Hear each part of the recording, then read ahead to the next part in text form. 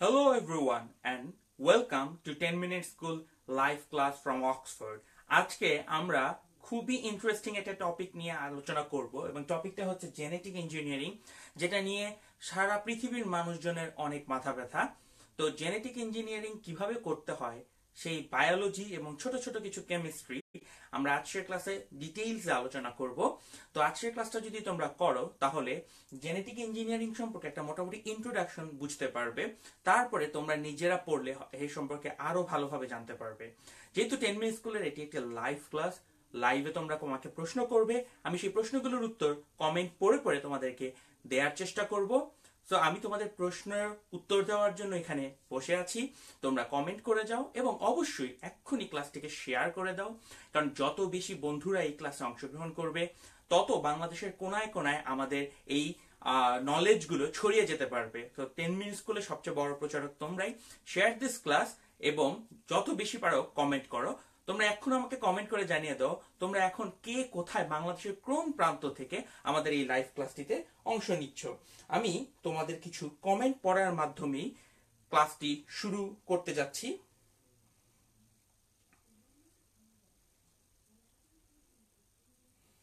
আশা করি তোমরা 10 মিনিট স্কুলের এখন যে নিয়মিত লাইভ ক্লাসগুলো চলছে সেগুলোতে প্রতিনিয়ত তোমরা অংশগ্রহণ করে যাচ্ছ।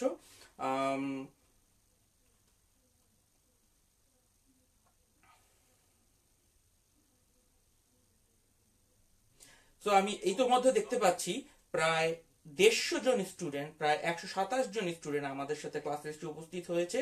আমি মোহাম্মদ সালমান, আমাদের কেমিস্ট্রি টিচার, সে আমাদের সাথে ক্লাসে উপস্থিত আছে। শর্মী রয়েছে, প্রিয়তি রয়েছে বীরপুর 14 থেকে, বিশু রয়েছে ঢাকা থেকে। রেফাত জানতে চেয়েছে স্বামীর ভাই কেমন আছেন। আমি অনেক ভালো আছি আলহামদুলিল্লাহ। ইশতিয়াক কবির আমাকে হাই বলেছে, থ্যাংক ইউ ইশতিয়াক। সিলেট থেকে পিয়াল রয় এবং ফারদিন আহমেদ চাঁদপুর থেকে আমাদের এই ক্লাসটিতে এই মুহূর্তে অংশগ্রহণ করছে। আমি তোমাদের মতন বাংলাদেশে না থাকলেও বাংলাদেশের সবার সাথে এই ক্লাসটিতে অংশগ্রহণ করছি অক্সফোর্ড থেকে। সো তোমরা যারা এই মুহূর্তে এই ক্লাসটিতে আছো, আমি তোমাদের কাছে অনুরোধ করছি এক্ষুনি এক্ষুনি এক্ষুনি এই ক্লাসটিকে শেয়ার করে দাও, যাতে এই ক্লাসটির কথা অনেক মানুষ জানতে পারে। আমি আমি সবাইকে অনুরোধ করব তোমরা যাতে এই ক্লাসের অডিয়েন্স সংখ্যা বাড়িয়ে নিয়ে ফেলতে পারো। তো আমি আরো দেখতে পাচ্ছি উত্তরা থেকে ইশতিয়াক কবির আমাদের সাথে ক্লাসে এসেছে।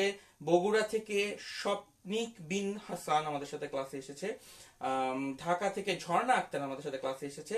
তাবাসসির আহমেদ আমাদের 10 মিনিট স্কুলের টিম মেম্বার, সেও ক্লাসে উপস্থিত আছে। কুমিল্লা থেকে শফি রায়হান, ঈশ্বরদী থেকে মুস্তাফিজুর রহমান। মোট কথা বাংলাদেশের প্রান্তে ছড়িয়ে থাকা সবাই আমাদের এই সাথে এই ক্লাসটিতে অংশগ্রহণ করছে। সো আমরা আর খুব বেশি সময় ক্ষেপণ করব না, আমরা এক্ষুনি জেনেটিক ইঞ্জিনিয়ারিং কি এবং এর যে বেসিক ব্যাপারগুলো সেগুলো নিয়ে আলোচনা করা শুরু করব।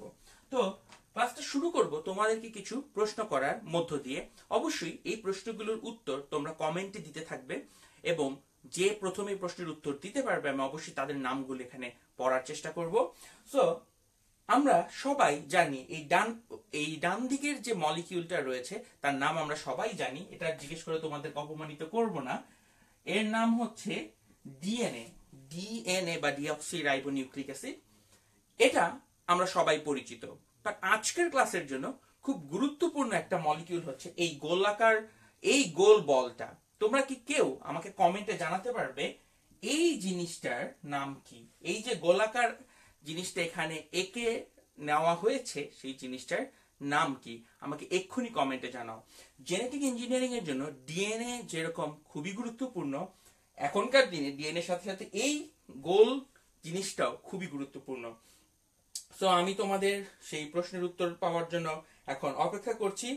ইতিমধ্যে আমি দেখতে পাচ্ছি প্রায় 300-র উপর স্টুডেন্ট আমাদের সাথে ক্লাসে এসে জড়ো হয়েছে। যেমন মাদারীপুর থেকে শফিকুল ইসলাম আমাদের সাথে ক্লাসে আসছে, সিলেট থেকে নাইম আমাদের সাথে ক্লাসে আসছে। বাট তোমাদেরকে যে প্রশ্নটা করা হয়েছে তার কমেন্টে আমি কিন্তু এখন উত্তর দেখতে পাচ্ছি না। অনেকে বলছে কোলাই না।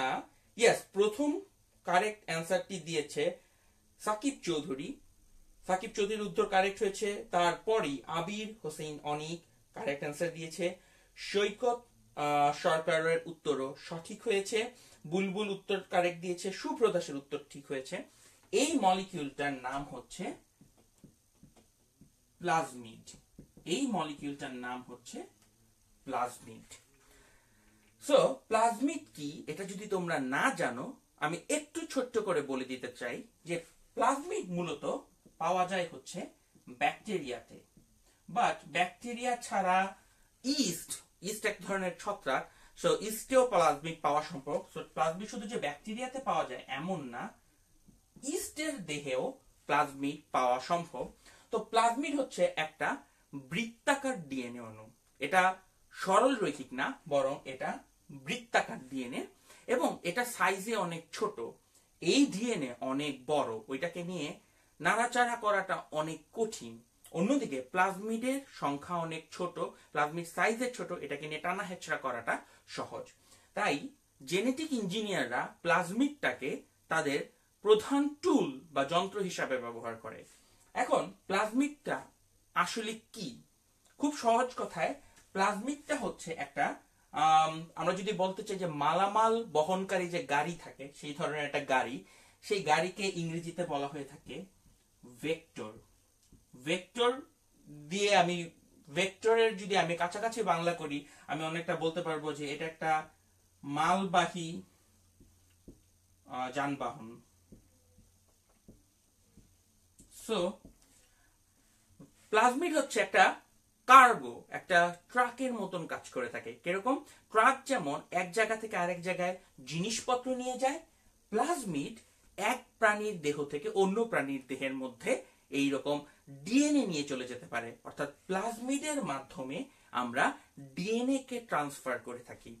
সো প্লাজমিড কি? প্লাজমিড হচ্ছে একটা দ্বিসূত্রক। ডিএনএ এর যেমন দুইটা সুতা থাকে, এখানেও দুইটা সুতা আছে। তো প্লাজমিডের বৈশিষ্ট্যগুলো আমরা আসলে একটু সুন্দর করে এখানে লিখে ফেলি। তো আমরা তোমরা কিন্তু অবশ্যই আমার সাথে সাথে এই জিনিসগুলো খাতায় নোট করবে। যেমন প্লাজমিড শুধু ব্যাকটেরিয়াতে না, ইস্টের দেহেতেও প্লাজমিড পাওয়া যায়। এই প্রশ্নগুলো, এই ইম্পর্টেন্ট ইনফরমেশন গুলো তোমাদের পরীক্ষায় কাজে লাগতে পারে। প্রথম কথা, প্লাজমিড হচ্ছে দ্বিসূত্রক ডিএনএ। প্লাজমিড আকারে হবে বৃত্তাকার। প্লাজমিডের আকৃতি অন্যান্য ডিএনএর তুলনায় অনেক অনেক ছোট হয়ে থাকে। এখন ডিএনএ সম্পর্কে তোমাদেরকে একটা প্রশ্ন করব, উত্তরটি কমেন্টে জানাতে হবে। প্রশ্নটি হচ্ছে, ডিএনএ তে 4টা অক্ষর থাকে, 4টি লেটার আছে। যেই 4টি লেটার দিয়ে পুরো ডিএনএ তৈরি। 4টি নাইট্রোজেন ক্ষার রয়েছে যা দ্বারা পুরো ডিএনএ তৈরি। আমাকে কমেন্টে জানাতে হবে এই 4টি লেটার বা 4টি অক্ষর কি কি। আমি তোমাদের কমেন্টের জন্য অপেক্ষা করেছি। সো ইতোমধ্যে দেখতে পাচ্ছি শাফি রায়হান জিজ্ঞেস করেছে, ভাইয়া প্লাজমিড কি ইউক্যারিওটিক সেলে পাওয়া যায় কিনা? হ্যাঁ, পাওয়া যায়। যেমন উদাহরণ হচ্ছে ইস্ট একটা ইউক্যারিওটিক সেল যেখানে প্লাজমিড পাওয়া যায়। শান্ত বলেছে অনেকদিন পরে আপনার ক্লাস করছি। Thank you Shanto. Bulbul correct answer দিয়ে দিয়েছে আমাদের প্রশ্নের। নিনাদ পিয়াল সাহা আমাদের এমএস স্কুলের টিচার, ইমাম হোসেন, ফারিহা, রিফাত, আমার তারপর সাকিব চৌধুরী, অর্ণব, তোমাদের সবার উত্তরগুলো কিন্তু কারেক্ট হয়েছে। তোমরা যারা আমাদের সাথে এখন ক্লাসে আছো অবশ্যই এই ক্লাসটিকে কিন্তু শেয়ার করতে ভুলবে না, কারণ এই রকম ক্রুশিয়াল টপিক যেগুলো বইতে আসলে খুব ভালো করে আলোচনা করা হয় না, সেই জিনিসগুলো নিয়ে আমরা এই ক্লাস আলোচনা করব। সুতরাং যত বেশি মানুষের মাঝখানে ক্লাসটি ছড়িয়ে দিতে পারবে, তত বেশি মানুষ এই জিনিসগুলো নিয়ে জানতে পারবে। সো ইয়েস, তোমাদের উত্তর কারেক্ট হয়েছে। একটা ডিএনএ তে মূলত 4টি লেটার থাকে বা 4টি নাইট্রোজেন ক্ষার থাকে।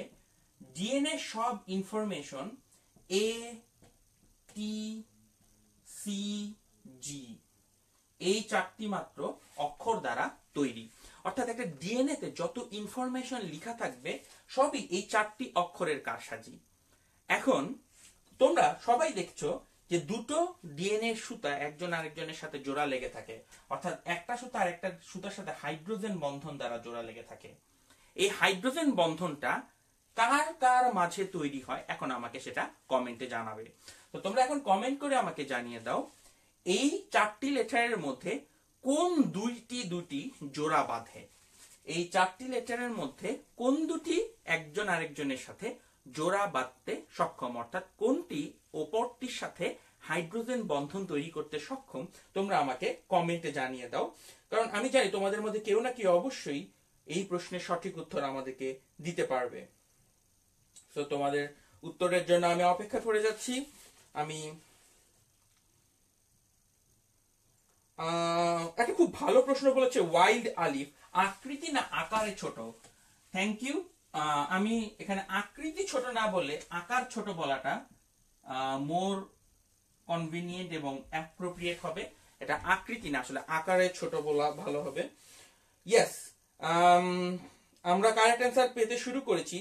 যথারীতি বায়োকেমিস্ট্রির ছাত্র পিয়াল সাহা কারেক্ট অ্যান্সার দিয়েছে, সাকিব চৌধুরীর অ্যান্সার কারেক্ট, ইভা চৌধুরীর অ্যান্সার কারেক্ট, সুমাইয়া বিনতে কালামের অ্যান্সার কারেক্ট। গুড। অ্যান্সারটি হচ্ছে এ টি এর সাথে দুটি হাইড্রোজেন বন্ধন তৈরি করতে পারে এবং সি জি এর সাথে 3টি হাইড্রোজেন বন্ধন তৈরি করতে পারে। সো এই যে কারসাজি, এ সবসময় টি এর সাথে বন্ধন তৈরি করবে, সি সবসময় জি এর সাথে বন্ধন তৈরি করবে। এই বেস পেয়ারিং, এটাকে বলা হয় জোড়া তৈরি বা পেয়ারিং। তাই এরকম একটা জোড়াকে বলা হয় বেস পেয়ার। কেন এটাকে বলা হয়ে থাকে বেস পেয়ার? কেন বেস পেয়ার বলে? বেস মানে হচ্ছে ক্ষার আর পেয়ার মানে হচ্ছে জোড়া। দুইটি ক্ষার একজন আরেকজনের সাথে হাইড্রোজেন বন্ধনের মাধ্যমে একটি জোড়া সৃষ্টি করছে, তাই একে বলা হয়ে থাকে বেস পেয়ার। তো আমরা এখন ডিএনএ সম্পর্কিত এই তথ্যগুলো নিয়ে মূলত আলোচনা করব। বেস পেয়ারিংটা খুবই গুরুত্বপূর্ণ আমাদের আজকের ক্লাসের জন্য, কারণ বেস পেয়ারিং না বুঝলে তোমরা আজকের ক্লাসের মূল জিনিসপত্রগুলো ধরতে পারবে না।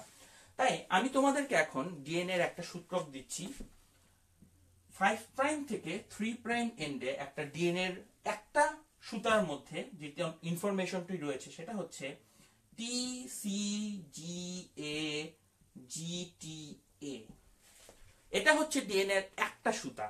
আমাকে এখন কমেন্টে জানাতে হবে এই ডিএনএ এর অপর সুতাটি কি হবে।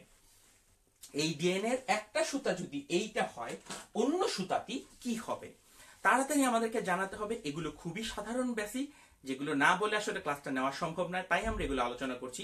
আমরা কিছুক্ষণের মধ্যে আরো গভীরে প্রবেশ করার চেষ্টা করব এবং আমি তোমাদের কমেন্টের জন্য অপেক্ষা করছি। কিন্তু সো TGCAGTA এই সুতাটার অপর পাশে যে সুতাটা থাকবে সেই সুতাটার সিরিয়ালটা কি হবে? অবশ্যই ইনফরমেশনের ক্লুটা তোমরা জানো। এর বিপরীতে টি বসে, সি এর বিপরীতে জি বসে। এটা হচ্ছে খুবই সিম্পল একটা জিনিস। তো আমি ইয়েস, ইতোমধ্যে সপ্তক বিন হাসান অ্যান্সার দিতে শুরু করেছে। ওয়াইল্ড আলিফের অ্যান্সার কারেক্ট হয়েছে, নিনাদের অ্যান্সার কারেক্ট হয়েছে, মুনশার অ্যান্সার ভেরি গুড। মুনশা আমাদের সাথে, আমাদের স্মার্ট বুক রাইটার, সেও আমাদের সাথে যোগ দিয়েছে আজকের ক্লাসে। বুলবুলের অ্যান্সার কারেক্ট হয়েছে, ওয়ান্ডারফুল। আতিকা ফারিহার অ্যান্সারটা সবচাইতে বেশি কারেক্ট হয়েছে, কারণ ও শুধু এটিসিজি লিখেনি, তার পাশে ডিরেকশন কোনটা 5 প্রাইম কোনটা 3 প্রাইম সেটাও বলে দিয়েছে। থ্যাংক ইউ ভেরি মাচ তোমার অ্যান্সারের জন্য। তাসনিম আরা, লাকি বয়, জাহিদ, সাবরিনা, জিসান, তোমাদের সবার উত্তরই কিন্তু হচ্ছে। তো আমরা অ্যান্সারটা এখন একটু লিখে ফেলি এখানটাতে। অ্যান্সারটা এই পাশটা হবে এখন 3 প্রাইম, এই পাশটা হবে 5 প্রাইম। টি এর বিপরীতে এ, জি এর বিপরীতে সি, সি এর বিপরীতে জি, টি এর বিপরীতে এ এর বিপরীতে টি, জি এর বিপরীতে সি, টি এর বিপরীতে এ, এর বিপরীতে টি। তো A C G T C এ টি, এটা হচ্ছে আমাদের কমপ্লিমেন্টারি স্ট্র্যান্ড। তো এই স্ট্র্যান্ড গুলোকে, সুতা দুইটাকে একটাকে অন্যটার কমপ্লিমেন্টারি বলা হয়ে থাকে। এবং লক্ষ্য করো, ডিএনএ এর একটা সুতা যাচ্ছে এই বরাবর ডিরেকশনে, অপর সুতাটি এই বরাবর, একটা 5 প্রাইম টু 3 প্রাইম, অন্যটা 5 প্রাইম টু 3 প্রাইমের উল্টো হয়ে থাকে। তো এগুলো হচ্ছে কমন বেসিক, যেগুলো আমাদের জেনেটিক ইঞ্জিনিয়ারিং পড়তে গেলে জানা দরকার। এবার আমরা আসল জায়গাগুলোতে প্রবেশ করা শুরু করব। সো আমাদের জেনেটিক ইঞ্জিনিয়ারিং করতে হলে ডিএনএ কে কাটা লাগবে আর ডিএনএ কে জোড়া লাগানো লাগবে। তাহলে কাটতে হলে তোমার লাগবে একটা কাঁচি, আমাদের কাটাকাটির জন্য একটা কাঁচি দরকার, আর জোড়া লাগানোর জন্য আমাদের একটা আঠা দরকার।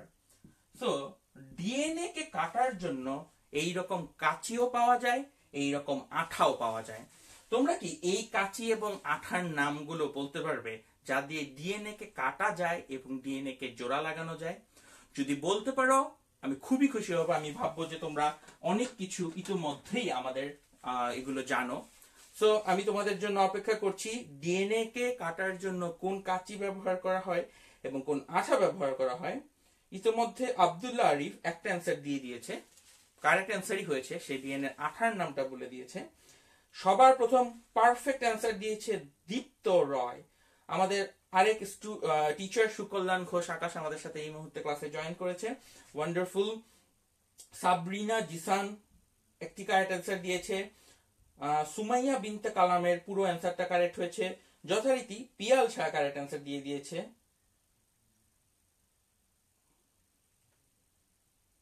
ওকে, restriction enzyme, ligase enzyme, perfect. আমরা লিখে ফেলি, কাঁচিটার নাম হচ্ছে রেস্ট্রিকশন এনজাইম, রেস্ট্রিকশন এনজাইম। আঠাটার নাম হচ্ছে লাইগেজ এনজাইম। তাহলে এখন আমরা জানি বইতে এগুলো লিখাই থাকে, রেস্ট্রিকশন এনজাইম, লাইগেজ এনজাইম। এখন আমরা এই দুইটা এনজাইম সম্পর্কে একটু ইন ডিটেইলস জানবো, যে রেস্ট্রিকশন এনজাইম যে ডিএনএ কে কাটে ও কেন কাটে, আর লাইগেজ এনজাইম যে জোড়া লাগাতে পারে ও আসলে কিভাবে জোড়া লাগায়, কোন কোন কন্ডিশনে সে জোড়া লাগাতে পারে, এই জিনিসগুলো নিয়ে আমরা এখন ইন ডিটেইলস জানবো। তো আমাদের আলোচনার প্রথম পর্বটাতে আমরা একটু ডিটেইলসে বলার চেষ্টা করব রেস্ট্রিকশন এনজাইম নিয়ে। রেস্ট্রিকশন এনজাইম এক ধরনের নিউক্লিয়াস, নিউক্লিয়াস, এবং এটা কোনো বাংলা নেই, নিউক্লিয়াসকে আমরা নিউক্লিয়াসই বলতে হবে। নিউক্লিয়াস মানে হচ্ছে যে ডিএনএ কে কাটতে পারে, তার মানে নিউক্লিয়াস হচ্ছে যে ডিএনএ কাটে, শুধু ডিএনএ না, যে আরএনএ কাটে তাকেও নিউক্লিয়াস বলা হয়। মূল কথায় যে নিউক্লিক অ্যাসিডকে কাটবে তাকেই নিউক্লিয়াস এনজাইম বলবো। সো নিউক্লিয়াসের দুই রকম প্রকার ভেদ রয়েছে। নিউক্লিয়াস রয়েছে এখন পর্যন্ত দুই রকমের, একটার নাম হচ্ছে এক্সোনিউক্লিয়াস, আরেকটার নাম হচ্ছে এন্ডোনিউক্লিয়াস। খুব ইন্টারেস্টিং। নিউক্লিয়াস রয়েছে দুই রকমের, একটার নাম এক্সো, একটার নাম এন্ডো। তো এই দুইটার পার্থক্য কি একটু বলে দিই। ধরো একটা দ্বিসূত্রক ডিএনএ অণু আছে, এক্সোনিউক্লিয়াস সব সময় এক প্রান্ত থেকে ধরে কাটবে। এক্সোনিউক্লিয়াস আসবে, এসে এক প্রান্ত থেকে ধরে পুরো ডিএনএটাকে নষ্ট করে ফেলবে, এটা হচ্ছে এক্সোনিউক্লিয়াসের কাজ। আর এন্ডোনিউক্লিয়াসের কাজটা খুব ইন্টারেস্টিং। এন্ডোনিউক্লিয়াস এক প্রান্ত থেকে কাটে না, ও খুঁজে বের করে এই ডিএনএর মাঝখানের একটা স্পেসিফিক স্থানে কেটে ফেলবে। সো ও যে কোনো জায়গায় কাটবে না, ও খুঁজে খুঁজে একটা খুব স্পেসিফিক সিকোয়েন্স পেলে তারপর সেখানে কাটবে। এটাকে এক্সো বা বাহির বলা হয় কারণ এটা বাহির থেকে কাটে, আর এটাকে এন্ডো বলা হয় কারণ এটা মাঝখান থেকে কাটে। তো রেস্ট্রিকশন এনজাইম হচ্ছে এক ধরনের, তোমাদের কি মনে হয় রেস্ট্রিকশন এনজাইম কোনটা হবে, এক্সো না এন্ডো? আমাকে এক্ষুনি কমেন্টে জানাও, আমি দেখি কতজন মানুষ কমন সেন্স দিয়ে এটা বলে ফেলতে পারে। রেস্ট্রিকশন এনজাইম এক্সো হবে নাকি এন্ডোনিউক্লিয়াস হবে, আমাকে এখন কমেন্টে জানাও। দেখো, ডিএনএ কে সে এক্সোনিউক্লিয়াস এক পাশ থেকে কাটে আর এন্ডোনিউক্লিয়াস ঠিক মাঝখানে কাটবে। সো কোনটা হবে? ইয়েস, আমি নিনাদের অ্যান্সার কারেক্ট দেখতে পাচ্ছি, থ্যাংক ইউ।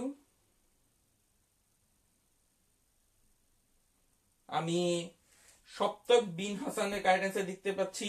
সাকিব বিন রশিদ আমাদের সাথে এই মুহূর্তে ক্লাসে এসে জয়েন করেছে। হ্যালো শুভ, কেমন আছো? তারপর আবরার হামিম কারেক্ট অ্যান্সার দিয়েছে, থ্যাংক ইউ ভেরি মাচ তোমরা যারা কারেক্ট অ্যান্সার দিয়ে যাচ্ছ। সো আসো এবার তোমাদেরকে একটু অ্যান্সারটা বলি। রেস্ট্রিকশন এনজাইম হচ্ছে এক ধরনের এন্ডো নিউক্লিয়াস। তাহলে বোঝো রেস্ট্রিকশন এনজাইম হচ্ছে এক ধরনের এনজাইম যেটা ডিএনএর মাঝখানে একটা নির্দিষ্ট সিকোয়েন্সে কাটে। পরীক্ষায় যদি সংজ্ঞা আসে রেস্ট্রিকশন এনজাইম কি, রেস্ট্রিকশন এনজাইম এক ধরনের নিউক্লিয়াস যেটা ডিএনএর একটা স্পেসিফিক সিকোয়েন্সে শুধুমাত্র কাটবে, অন্য কোনো জায়গায় কাটবে না। ইতিমধ্যে কিছু বুদ্ধিমান মানুষ প্রশ্ন করা শুরু করেছে রেস্ট্রিকশন এনজাইম কিভাবে বুঝবে ও কোথায় কাটবে কোথায় কাটবে না। আসো এইবার আমরা সেই পার্টটা নিয়ে আলোচনা করি। আমরা এখন আলোচনা করব রেস্ট্রিকশন এনজাইম কোথায় কাটবে কোথায় কাটবে না সেই পার্টটা নিয়ে। এবং আমাদের জেনেটিক ইঞ্জিনিয়ারিং যদি বুঝতে হয় এই বেসিকটাও খুবই দরকার। রেস্ট্রিকশন এনজাইম যেই জায়গাতে কাটে সেই জায়গাটার নাম হচ্ছে রেস্ট্রিকশন সাইট। যেহেতু এগুলো খুব নতুন ধরনের ইংরেজি পরিভাষা, এগুলোর এখনো আমি কোনো পারফেক্ট বাংলা খুঁজে পাইনি। রেস্ট্রিকশন সাইট হচ্ছে রেস্ট্রিকশন এনজাইম যেখানে কাটে, রেস্ট্রিকশন এনজাইম যেখানে কাটে। ডিএনএর যে অংশে রেস্ট্রিকশন এনজাইম কাটাকাটি করে তাকেই বলা হয়ে থাকে ডিএনএর রেস্ট্রিকশন সাইট। এখন এই রেস্ট্রিকশন সাইটের একটা খুব গুরুত্বপূর্ণ বৈশিষ্ট্য রয়েছে। যেমন রেস্ট্রিকশন এনজাইম অনেক অনেক হাজার হাজার রেস্ট্রিকশন এনজাইম পাওয়া যায়। তার মধ্যে ধরো তোমাকে সবচেয়ে বহুল পরিচিতটার নাম বলি, ইকো আর1। এটা হচ্ছে সবচাইতে বহুল পরিচিত রেস্ট্রিকশন এনজাইম। রেস্ট্রিকশন এনজাইমের নামগুলো এরকম হয়, ইকো আর1, তারপরে আরেকটা রেস্ট্রিকশন এনজাইম আছে ব্যাম H3। তো এই নামগুলো কিভাবে এসেছে আমি একটু সংক্ষেপে যদি বলি, রেস্ট্রিকশন এনজাইমগুলো তৈরি হয় সাধারণত ব্যাকটেরিয়ার শরীরে। যেই ব্যাকটেরিয়া থেকে রেস্ট্রিকশন এনজাইমটা পাওয়া যায় তার নাম অনুসারেই সেই রেস্ট্রিকশন এনজাইমের নামকরণ করা হয়। যেমন তোমরা বুঝতে পারছো ইকো মানে হচ্ছে ই কোলাই। ই কোলাই এর নামের এই প্রথম 3 লেটার নেওয়া হয়েছে ইকো, ইকো দিয়ে এবং আর দিয়ে একটা রেস্ট্রিকশন এনজাইম বোঝানো হচ্ছে, এবং এখানে 1 দিয়ে বোঝানো হচ্ছে এটা কোন ক্যাটাগরির কত নম্বর রেস্ট্রিকশন এনজাইম। সো এইরকম নাম দেখলে সবসময় বুঝবে যে নামের 3টা লেটার থাকবে, তারপরে একটা বড় হাতের অক্ষর থাকবে, তারপরে একটা রোমান হরফ থাকবে। এই বৈশিষ্ট্যর নাম দেখলে বুঝবে যে এগুলো হচ্ছে restriction enzyme. So thank you যারা আমাদের সাথে এসেছো। আমি দেখতে পাচ্ছি ওয়াসিমুল বাড়ি ব্যাম H1 এর নাম বলেছে।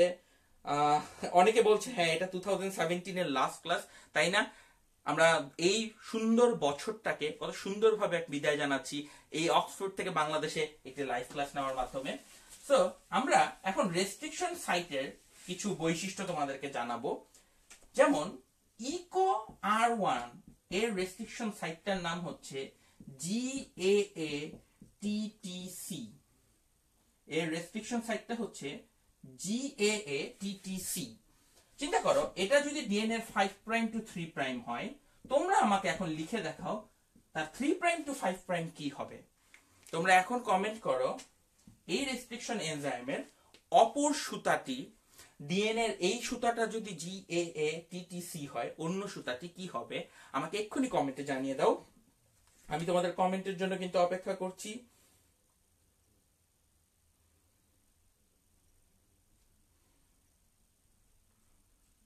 ও আয়মান সাদিক আমাদের সাথে এখন ক্লাসে আছে এবং সেও আমাদের সাথে এই ক্লাসটি অংশগ্রহণ করছে।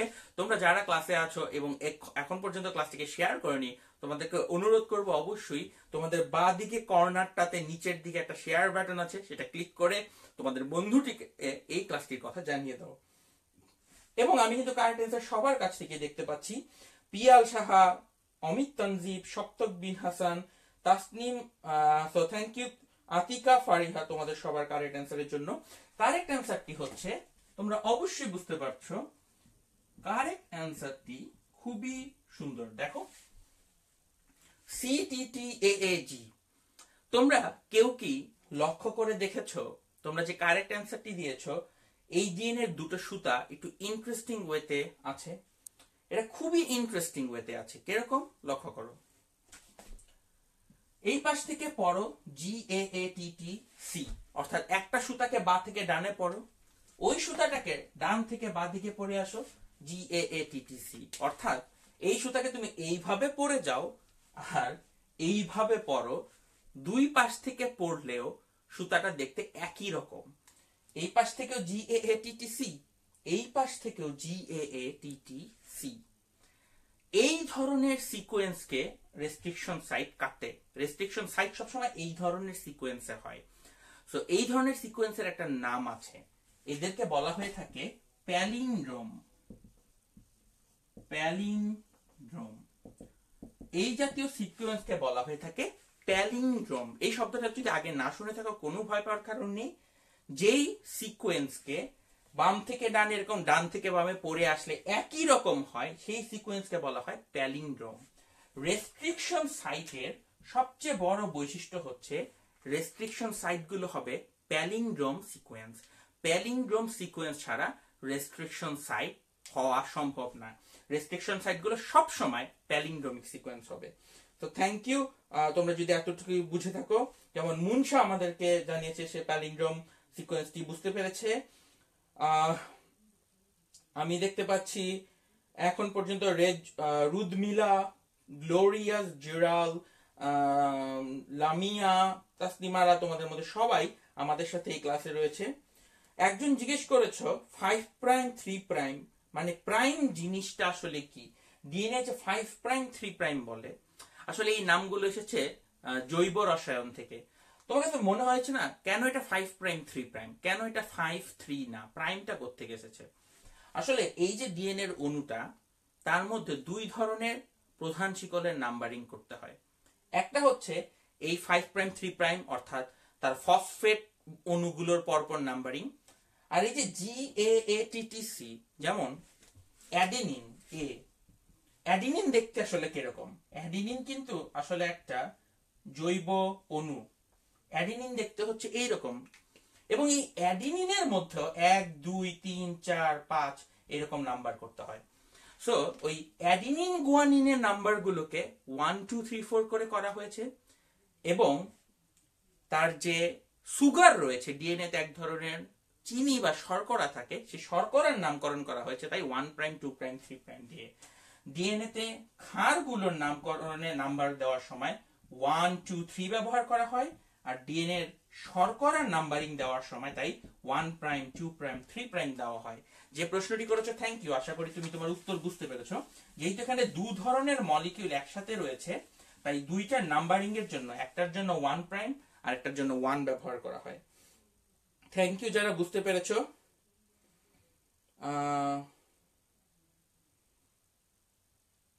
তো আশা করি এতক্ষণের মধ্যে তোমরা প্যালিন্ড্রোমিক সিকোয়েন্স সম্পর্কে ক্লিয়ার হয়ে গেছো। প্যালিন্ড্রোম যদি বুঝো, এখন আমাকে পরের প্রশ্নের উত্তর দাও, কেন রেস্ট্রিকশন এনজাইমকে প্যালিন্ড্রোম হতে হবে? কেন প্যালিন্ড্রোম হলেই সে কাটে? প্যালিন্ড্রোম না থাকলে কেন সে কাটে না? এটা হচ্ছে বড় প্রশ্ন। তোমাকে যদি আমি যা বলে দিই, আচ্ছা রেস্ট্রিকশন এনজাইম ডিএনএ তে প্যালিন্ড্রোম পাইলে কেটে ফেলবে, তুমি এটা শুনে খুশি মনে বাসায় চলে গেলা, এটা সায়েন্স না। তুমি সবসময় আমাকে প্রশ্ন করবা কেন, কেন প্যালিন্ড্রোম সিকোয়েন্সে সে কাটে। এটাই হচ্ছে ইন্টারেস্টিং পার্ট, কেন সে প্যালিন্ড্রোমে কাটতে পারে। আসো এখন তোমাকে দেখাই কেন সে প্যালিন্ড্রোমের মধ্যে কাটতে পারবে। তাকিয়ে দেখো, একটা প্যালিন্ড্রোম সিকোয়েন্স, এটা খুব ইন্টারেস্টিং। তোমরা মনে করতেছো একটা ডিএনএ থাকে হচ্ছে এরকম ডাবল স্ট্র্যান্ডেড, এবং এখানে হচ্ছে আমাদের প্যালিন্ড্রোমটা GAATTC। অর্থাৎ একটু যদি মজা, জিনিসটা অনেক ইন্টারেস্টিং। যদি তুমি ডিএনএ তে এরকম স্ট্রাকচার লেখো, দেখো GAATTC, এই যে প্যালিন্ড্রোম সিকোয়েন্সটা, সে নিজের মধ্যে একজন আরেকজনের সাথে বেস পেয়ারিং করতে পারে। অর্থাৎ দেখো এখানে জি আর সি এর মাঝখানে হাইড্রোজেন বন্ধন সম্ভব, এ আর টি এর মাঝখানে, এ আর টি এর মাঝখানে সম্ভব। অর্থাৎ প্যালিন্ড্রোম সিকোয়েন্স গুলো সিঙ্গেল স্ট্র্যান্ডের মধ্যেই ডাবল স্ট্র্যান্ড তৈরি করতে পারে। অর্থাৎ সে একটা সুতার মধ্যেই একটা দ্বিসূত্র গঠন তৈরি করতে পারে। এই জাতীয় দ্বিসূত্র গঠনকে বলা হয়ে থাকে সেকেন্ডারি স্ট্রাকচার। এদেরকে বলা হয়ে থাকে সেকেন্ডারি স্ট্রাকচার। কারণ এরা একটা সিঙ্গেল স্ট্র্যান্ডের মাঝখানে ডাবল স্ট্র্যান্ড তৈরি করতে পেরেছে, এবং এটা পেরেছে তার এই প্যালিন্ড্রমিক সিকোয়েন্সটার কারণে। কারণ যেন তেন সিকোয়েন্স কিন্তু এই রকম গঠন তৈরি করতে পারবে না। শুধু তাই না, মজার ব্যাপার হচ্ছে এইখানেও আছে তোমার জি এ এ টি টি সি, এই পাশেও কিন্তু সেই গঠনটা রয়েছে। তাই এইখানেও কিন্তু সে এই সুতাতেও একটা ডাবল স্ট্র্যান্ড তৈরি করবে। তার মানে ডিএনএ তো লম্বা, সুতার মতন লম্বা, এই সুতার মতন লম্বা অংশের মাঝখানে সে এইরকম কিছু ছোট ছোট মিনারের মতন অংশ তৈরি করবে, অর্থাৎ একটা সেকেন্ডারি স্ট্রাকচার তৈরি করবে। এবং রেস্ট্রিকশন এনজাইম এই সেকেন্ডারি স্ট্রাকচার গুলো চিনতে পারে। রেস্ট্রিকশন এনজাইম এসে এই সেকেন্ডারি স্ট্রাকচারের উপরে বসে এইখানটাতে সে কেটে ফেলবে। তাহলে কেন রেস্ট্রিকশন এনজাইম কাটতে পারে ডিএনএ কে? কারণ যেখানে সে এই প্যালিন্ড্রোম পাবে সেখানে একটা ডাবল সেকেন্ডারি স্ট্রাকচার তৈরি হবে, এবং এই সেকেন্ডারি স্ট্রাকচার পেলে তারপরে রেস্ট্রিকশন এনজাইম সেখানে কেটে ফেলতে পারে। তাহলে এটা ছিল রেস্ট্রিকশন এনজাইমের মূল কেমিস্ট্রি। রেস্ট্রিকশন এনজাইম সম্পর্কে আমরা যা যা শিখলাম তা হচ্ছে, এটা হচ্ছে একটা এন্ডোনিউক্লিয়াস যা ডিএনএ এর একটা স্পেসিফিক জায়গায় এসে কাটবে, এবং সেই জায়গাটাকে বলে থাকি আমরা রেস্ট্রিকশন সাইট, যেটা একটা প্যালিন্ড্রোম সিকোয়েন্স হয়, এবং এই প্যালিন্ড্রোম সিকোয়েন্সটা একটা সেকেন্ডারি স্ট্রাকচার তৈরি করে থাকে। সেকেন্ডারি স্ট্রাকচার মানে হচ্ছে একটা সিঙ্গেল স্ট্র্যান্ডের মাঝখানে সে একটা ডাবল স্ট্র্যান্ড তৈরি করে। সে একটু, ফর এক্সাম্পল, লম্বা এই সুতাটা না গিয়ে সে সেই সুতাটাকে খানিকটা বাঁকিয়ে দিয়ে এখানে একটা সেকেন্ডারি স্ট্রাকচার তৈরি করে ফেলে। সেই সেকেন্ডারি স্ট্রাকচারের মধ্যে এসে রেস্ট্রিকশন এনজাইম কাটতে পারে। আশা করি তোমরা কিছুটা হলেও নতুন জিনিস শিখতে পেরেছো এই ক্লাসে। Thank you. একজন জিজ্ঞেস করেছে কেন জি আর সি এর মাঝখানে 3টা দাগ, কেন এ আর টি এর মাঝখানে 2টা দাগ। এই প্রশ্নগুলোর উত্তর পেতে খুব ভালো হবে তোমরা যদি 10 মিনিট স্কুলে আমার জেনেটিক্স নামে একটা প্লেলিস্ট আছে সেটা দেখো। এ আর টি 2টা হাইড্রোজেন বন্ধন তৈরি করে, তাই তাদের মাঝখানে 2টো দাগ। জি আর সি 3টা হাইড্রোজেন বন্ধন তৈরি করে, তাই তাদের মাঝখানে 3টা দাগ। এখন তোমার পরের প্রশ্ন যদি হয় কেন ও 2টা বন্ধন তৈরি করে, কেন ও 3টা তৈরি করে, সেগুলোর উত্তর পেতে তোমরা জেনেটিক্স প্লেলিস্টটা দেখো, সেখানে তোমরা অ্যান্সার গুলো পেয়ে যাবে। আমি আজকের ক্লাসে আর ওই দিকে ডাইভার্ট হতে চাচ্ছি না। থ্যাংক ইউ যারা আমাদের সাথে কন্টিনিউয়াসলি প্রশ্ন করে যাচ্ছ। তো আমরা যারা ক্লাসে আমাদের সাথে উপস্থিত আছো, তোমার বন্ধুদেরকে এখনো যারা শেয়ার করেনি, অফকোর্স শেয়ার কিন্তু করবে। সো আমরা রেস্ট্রিকশন এনজাইম এইটা জানতে পারলাম। রেস্ট্রিকশন নিয়ে জানার পর আমরা অবশ্যই এখন লাইগেজ এনজাইমের দিকে যাব। আর তার আগে আমি একটা জিনিস প্রশ্ন উত্তর দিয়ে আমাদেরকে দিতে চাই, কেন রেস্ট্রিকশন এনজাইম, কেন রেস্ট্রিকশন এনজাইম আছে ব্যাকটেরিয়াতে। প্রশ্নটা হচ্ছে ব্যাকটেরিয়াতে কেন রেস্ট্রিকশন এনজাইম আছে। রেস্ট্রিকশন এনজাইমকে আমরা ব্যবহার করি জেনেটিক ইঞ্জিনিয়ারিং করার জন্য।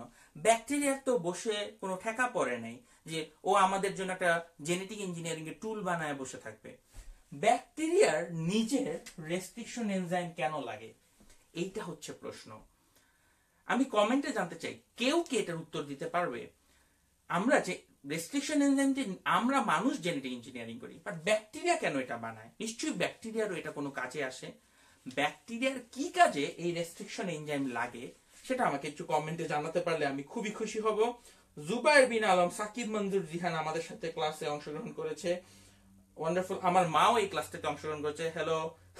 সো থ্যাংক ইউ যারা আমাদের সাথে ক্লাসে অংশগ্রহণ করছো। তোমরা অবশ্যই ক্লাসের বাঁ দিকের নিচে যে শেয়ার বাটনটি আছে সেটা চেপে তোমরা সবাইকে জানিয়ে দাও, যাতে করে আমাদের ক্লাসটির কথা বাংলাদেশের কোনায় কোনায় ছড়িয়ে যায়।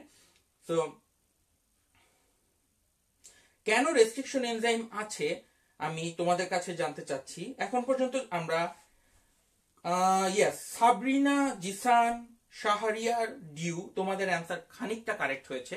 তোমরা বলেছো প্রতিরক্ষার জন্য। হ্যাঁ, এটাই কিন্তু কারেক্ট অ্যান্সার। রেস্ট্রিকশন এনজাইম ব্যাকটেরিয়ার প্রতিরক্ষা করে, বাট কিভাবে প্রতিরক্ষা করে এইটা একটু বলতে চাই। যেমন আমরা সবাই টিটুফাজ ব্যাকটেরিয়ার নাম শুনেছি, সরি ভাইরাসের নাম শুনেছি। ধরো এটা একটা ব্যাকটেরিয়া আছে, টিটুফাজ ভাইরাস এই ব্যাকটেরিয়ার উপরে এসে বসে। আমরা যারা টিটুফাজের ছবি জীবনে দেখেছি আমরা জানি এরকম থাকে, এবং টিটুফাজের ভেতরে একটা ডিএনএ থাকে।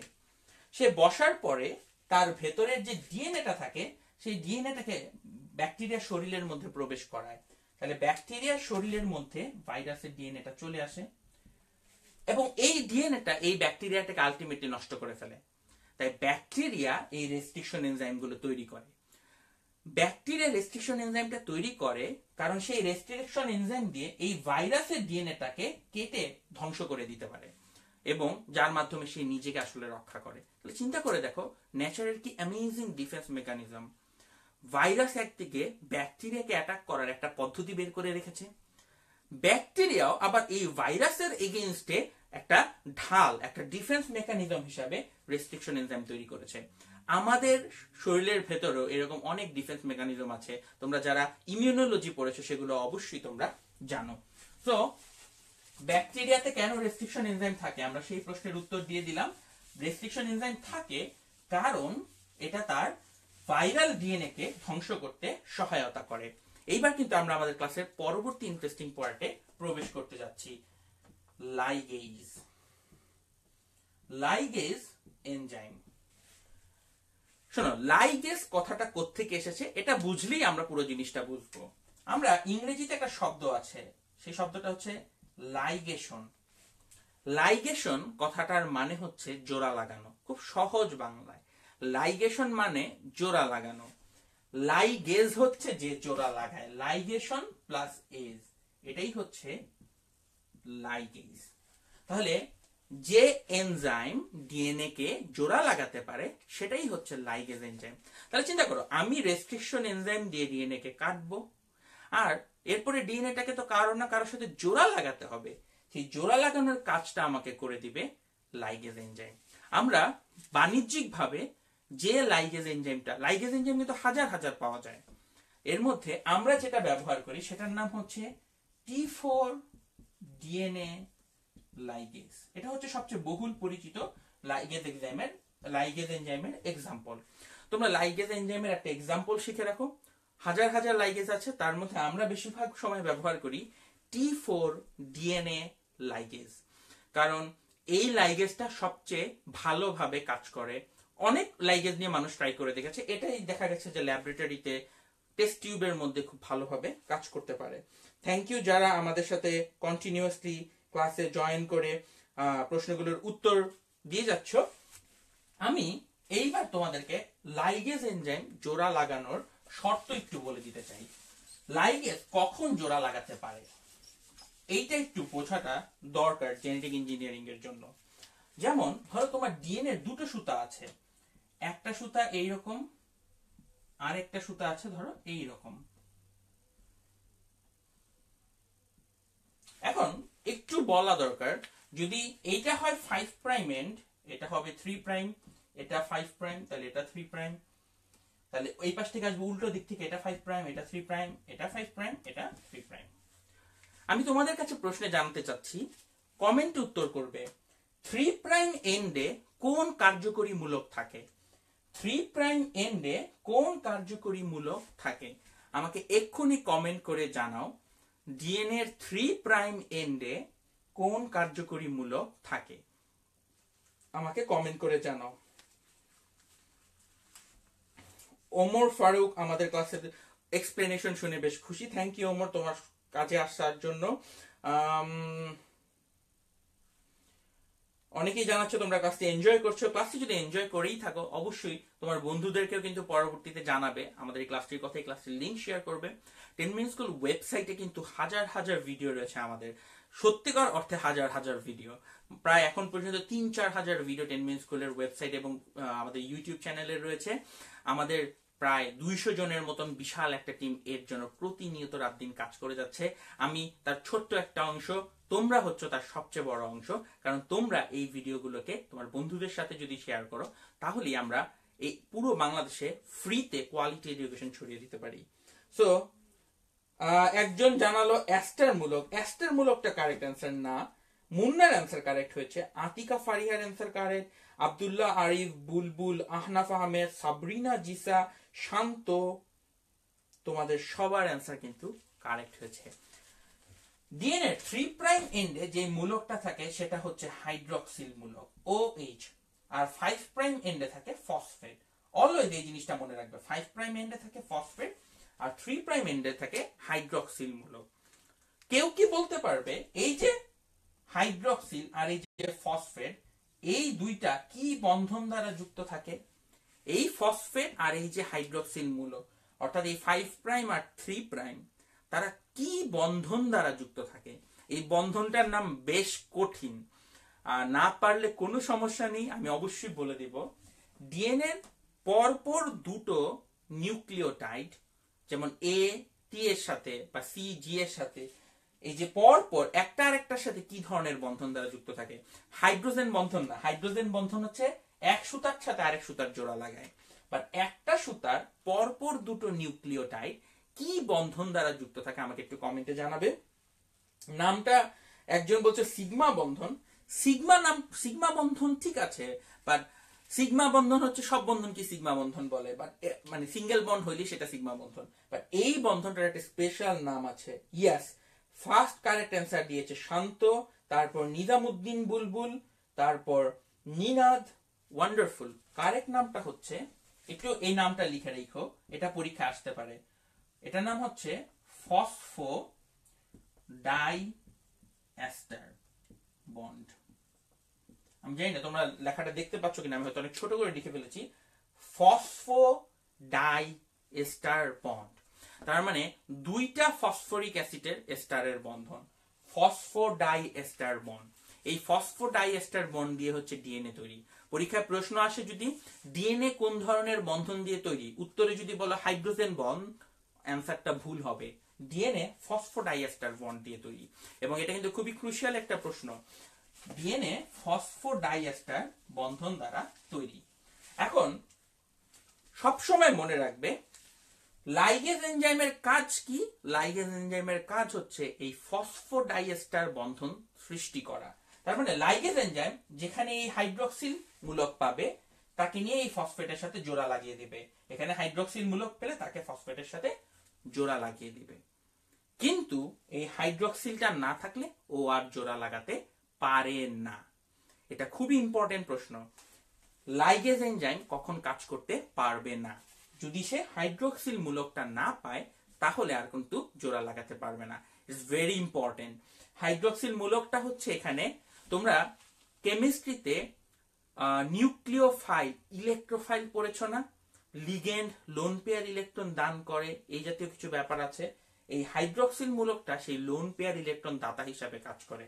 তাই হাইড্রক্সিল মূলক না থাকলে লাইগেজ এনজাইম কাজ করবে না, কারণ রাসায়নিক বিক্রিয়াটাই তখন হবে না।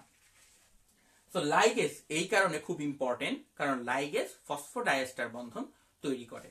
তো আসো আমরা খুব সহজে জিনিসগুলো রিক্যাপ করি। রেস্ট্রিকশন এনজাইম কি করে?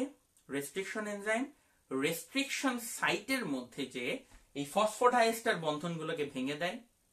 রেস্ট্রিকশন সাইট কি ধরনের সাইট? এটা হচ্ছে এক ধরনের প্যালিন্ড্রোম সিকোয়েন্স, যেটা দুই পাশ থেকে একই জিনিস তৈরি করে এবং একটা সেকেন্ডারি স্ট্রাকচারের মতন তৈরি করে, যেখানে এসে আমাদের এনজাইমটা কাটতে পারে। লাইগেজ এনজাইমের কাজ কি? সে ফসফোডাইএস্টার বন্ধন তৈরি করে, যার জন্য একটা হাইড্রোক্সিল মূলক থাকাটা মাস্ট, ফরজ। হাইড্রোক্সিল মূলক ছাড়া লাইগেজ এনজাইম কাজ করবে না। এইবার একটা কথা বলি, কখনো কখনো জেনেটিক ইঞ্জিনিয়ারিং করতে গেলে কিছু সমস্যা হয়। ধরো তুমি একটা ডিএনএ কে কাটার পরে দেখা যায় ডিএনএ অটোমেটিক জোড়া লাগতেছে, মানে তুমি জোড়া লাগানোর আগেই কোষের নিজস্ব লাইগেজ এনজাইম সেটাকে জোড়া লাগানো শুরু করে। তাই মাঝে মাঝে মানুষ যেটা করে, একটা ডিএনএ কে কাটার পরে তার এই হাইড্রোক্সিল মূলকটাকে নষ্ট করে ফেলে, এই হাইড্রোক্সিল মূলকটাকে কেটে ফেলে দেয়, যাতে করে সে অটোমেটিক আর জোড়া লাগতে না পারে। তো এই হাইড্রোক্সিল মূলক অপসারণ এবং এই ফসফেট মূলক অপসারণ করাটা মাঝে মাঝে খুব ভালো একটা রোল প্লে করে। মাঝে মাঝে মানুষ এই অটো জয়নিং, তুমি ডিএনএটাকে কাটলা, আমাদের কোষ এটাকে অটো জোড়া লাগানোর চেষ্টা করবে। তো সেই জোড়া লাগানোটাকে বন্ধ করার জন্য মাঝে মাঝে আমরা এই ফসফেট গ্রুপটাকে, আবার হাইড্রোক্সিল গ্রুপটাকে রিমুভ করে দিতে পারি, বের করে নিতে পারি। তাহলে ডিএনএ থেকে এই ফসফেট মূলক সরানো, ডিএনএ থেকে ফসফেট মূলক সরানোর কাজটা একটা এনজাইম করে, যেটা জেনেটিক ইঞ্জিনিয়ারিং এ খুব ফেমাস। এই এনজাইমটার নাম হচ্ছে অ্যালকালাইন ফসফাটেজ। অ্যালকালাইন ফসফাটেস বা ALP। তোমরা সবাই সারাদিন রেস্ট্রিকশন এনজাইম আর লাইগেজ এনজাইমের নাম নিয়ে বেশি খাটাখাটি করো, তাই আমি একটু এটার নাম পরিচয় করাই দিতে চাই। ফসফেট মূলককে সরিয়ে ফেলতে পারে ডিএনএ থেকে অ্যালকালাইন ফসফেটেস। তার মানে এই যে কর্নারে, ডিএনএ এর কর্নারে যে ফসফেট গ্রুপটা আছে, সে জাস্ট এই ফসফেট গ্রুপটাকে টান দিয়ে সরিয়ে নিবে, যাতে করে এই লাইগেজ এনজাইম আর কাজ না করতে পারে। তাহলে ফসফেটেস মূলককে সরিয়ে নেয় অ্যালকালাইন ফসফেটেস। এই অ্যালকালাইন ফসফেটেস একবার কাজ করা হলে, অ্যালকালাইন ফসফেটেস যদি ফসফেট সরায় নেয়, তারপরে আর লাইগেজ এনজাইম জোড়া লাগাতে পারে না, এখানে একটা সমস্যা তৈরি করবে। তো এই জিনিসটা আমাদের জন্য ইম্পর্টেন্ট। তো আই গেস যারা এখন পর্যন্ত বুঝতে পেরেছো, আমাকে কিন্তু কন্টিনিউয়াসলি তোমরা প্রশ্ন করতে পারো এই সব কিছু সম্পর্কে।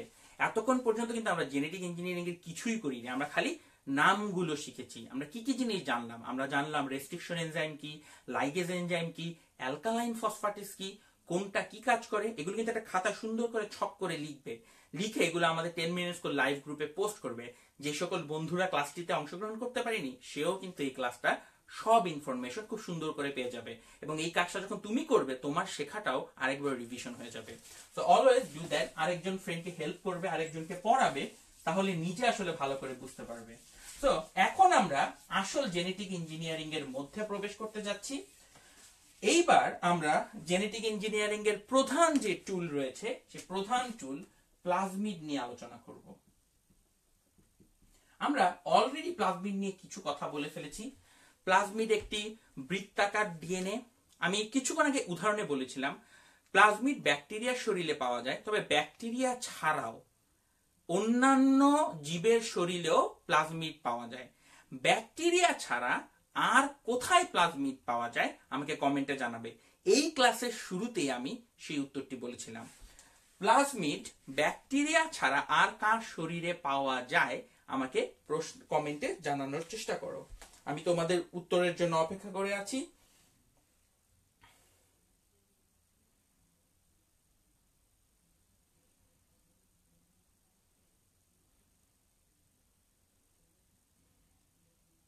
ইয়েস, প্রথম কারেক্ট অ্যান্সারটা দিয়েছে আব্দুল্লাহ আরিফ। নিনাদ আবার আমাদের সাথে কারেক্ট অ্যান্সার দিয়েছে।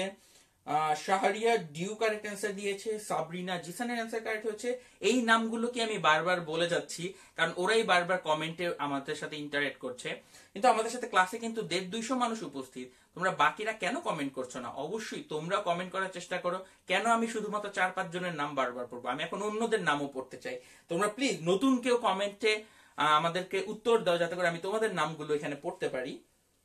যেমন এই মাত্র আমি দেখলাম ফারিহা মিশিকা কারেক্ট অ্যান্সার দিয়েছে, তারপর নূরজাহান নিশাদ কারেক্ট অ্যান্সার দিয়েছে, তারপর মাহফুজুর রহমান কারেক্ট অ্যান্সার দিয়েছে। থ্যাংক ইউ যারা আমাদের সাথে কারেক্ট অ্যান্সার দিয়ে যাচ্ছ।